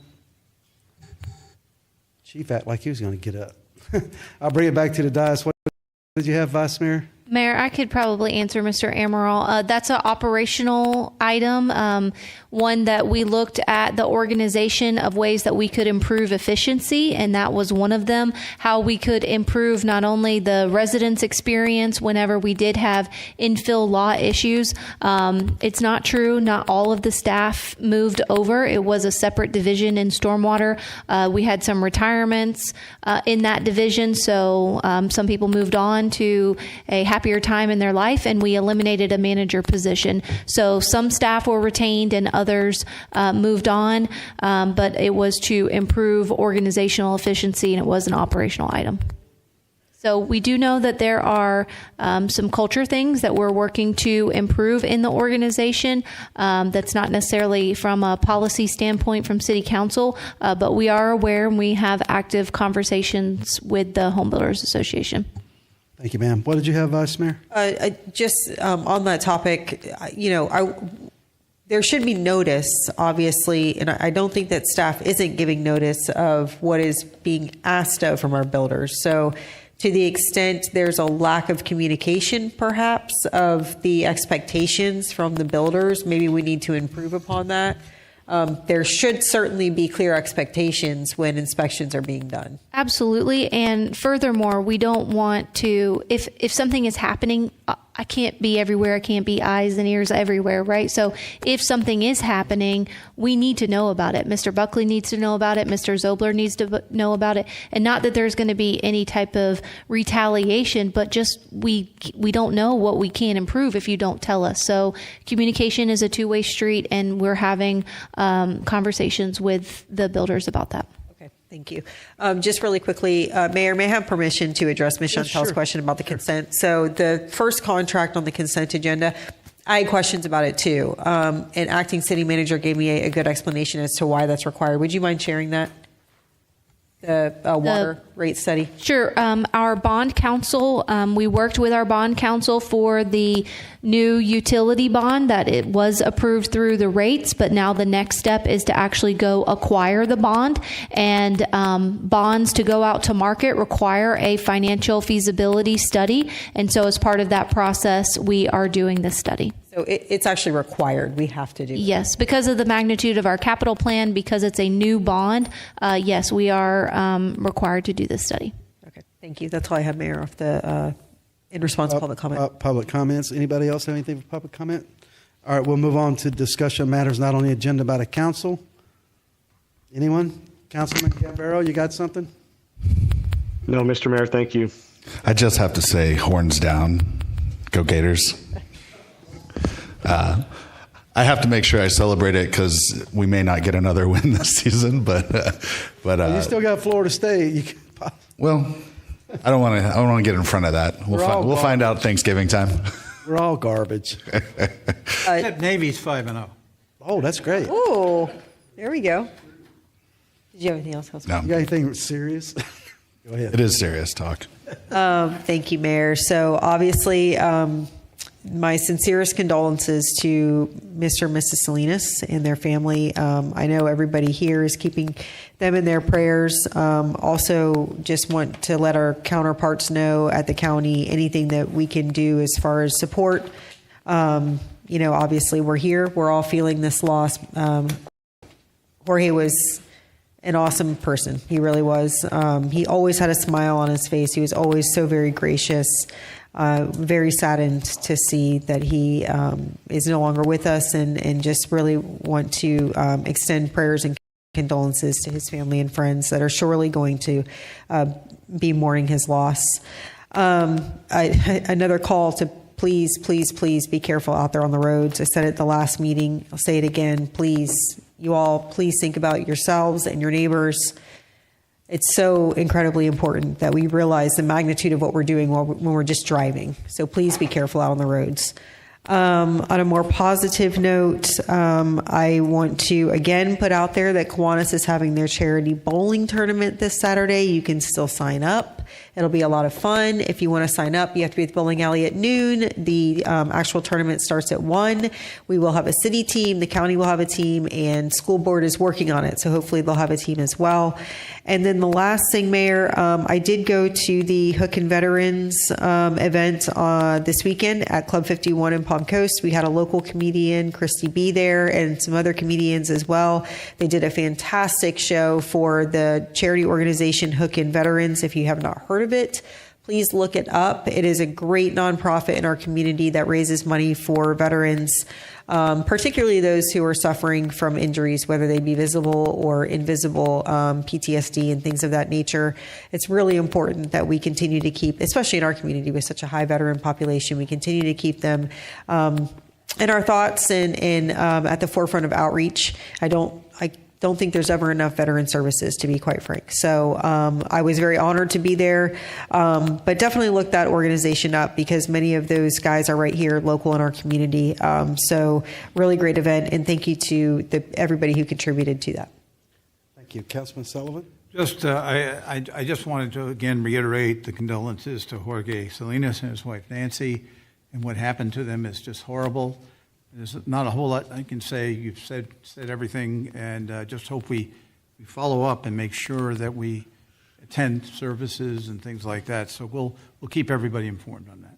Yes, sir. Thank you. The only thing I have is I spoke about this a little bit today with John.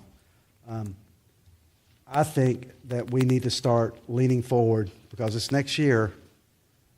If they put removing property taxes on the ballot, people are going to vote for it.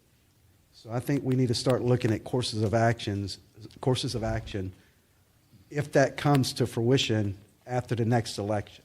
So city manager, and if I can get consent from the council, I think we need to start looking at, because we may have to, if it comes down to it, making up $67 million is quite a hurdle. So we need to start looking at what moves we'd have to make to probably restructure our city in the event that this happens, and other funding mechanisms that may be a possibility. So I think we need to start looking at that because we don't know what's going to happen in this next legislative session. So just start looking and start thinking about it, if nothing else. All the department heads, and you, city manager, because that's going to be it for our ad valorem. My only struggle with this is it's kind of a moving target right now because we don't know what they're going to do. And obviously, removing property tax as a homeowner, that sounds great. It funds all of our local services. So then I don't know how they put it on the ballot without some alternative funding in some way, like sales tax or something. So it's hard to plan for something we don't know what they're going to do with yet. But when I agree that it should be fairly popular in terms of an amendment that would go out there. I agree, and it was one thing at the chamber meeting we were at a couple of weeks ago. The only legislation that they've developed so far to replace the taxes, and apparently there's already a piece of legislation moving forward, is the way they would handle it: double the sales tax and charge 20% fee for any real estate transaction in the state. That's how significant trying to do this would be. It's not. I don't think it's going to pass, but that's the current legislative action. When I think when I came in, and one of the questions I have is, who's essential? Who is essential for the function of our community and our city? So we need to start looking at that and what steps we would have to take if it comes to fruition. It's nothing major needs to be done now, but we need to start thinking about it as a council, as leaders within the city. You're going to have to think about that because I've been through a lot of budget cutbacks in the military, and I've been in organizations where you have a first sergeant and a commander turning wrenches in the motor pool because all of the soldiers are out trying to get their expert infantry badges, and you're trying to get ready for mission cycle to be ready to deploy anywhere in the world in 18 hours or less. So we have to start, as leaders, we need to start looking at that. That's just put something in your head to think about. That's all I had. Lawyer, you got any lawyer stuff? Sir. City manager? Yes, just a few updates. Just as a reminder, Mayor and City Council's Columbus Day is on Monday. October 13th, and city offices are closed. I wanted to seek your consensus to modify the council calendar for the holidays. 11/11 is Veterans Day. We already have it tentatively canceled on your workshop agenda. I believe most of us will be walking or riding in the parade in Bunnell on that day. And then also 11/25 is a scheduled workshop, but it is also Thanksgiving week, and 12/23 is a workshop and also Christmas week. So do I have your approval to cancel those workshops? I'm in agreement with that. Yeah, and looking at the schedule, it looks like those have little to nothing scheduled on them already. So it doesn't necessarily affect or shift anything. You okay with that, Councilman Sullivan? You okay with that, Councilman Gambaro? He's okay with it. He's gone. He's gone.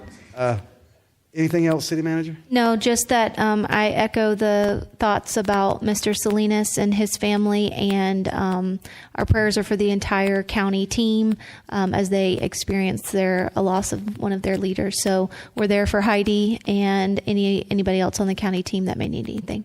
And please keep us updated if they do any type of service, and Absolutely. certainly try to make it.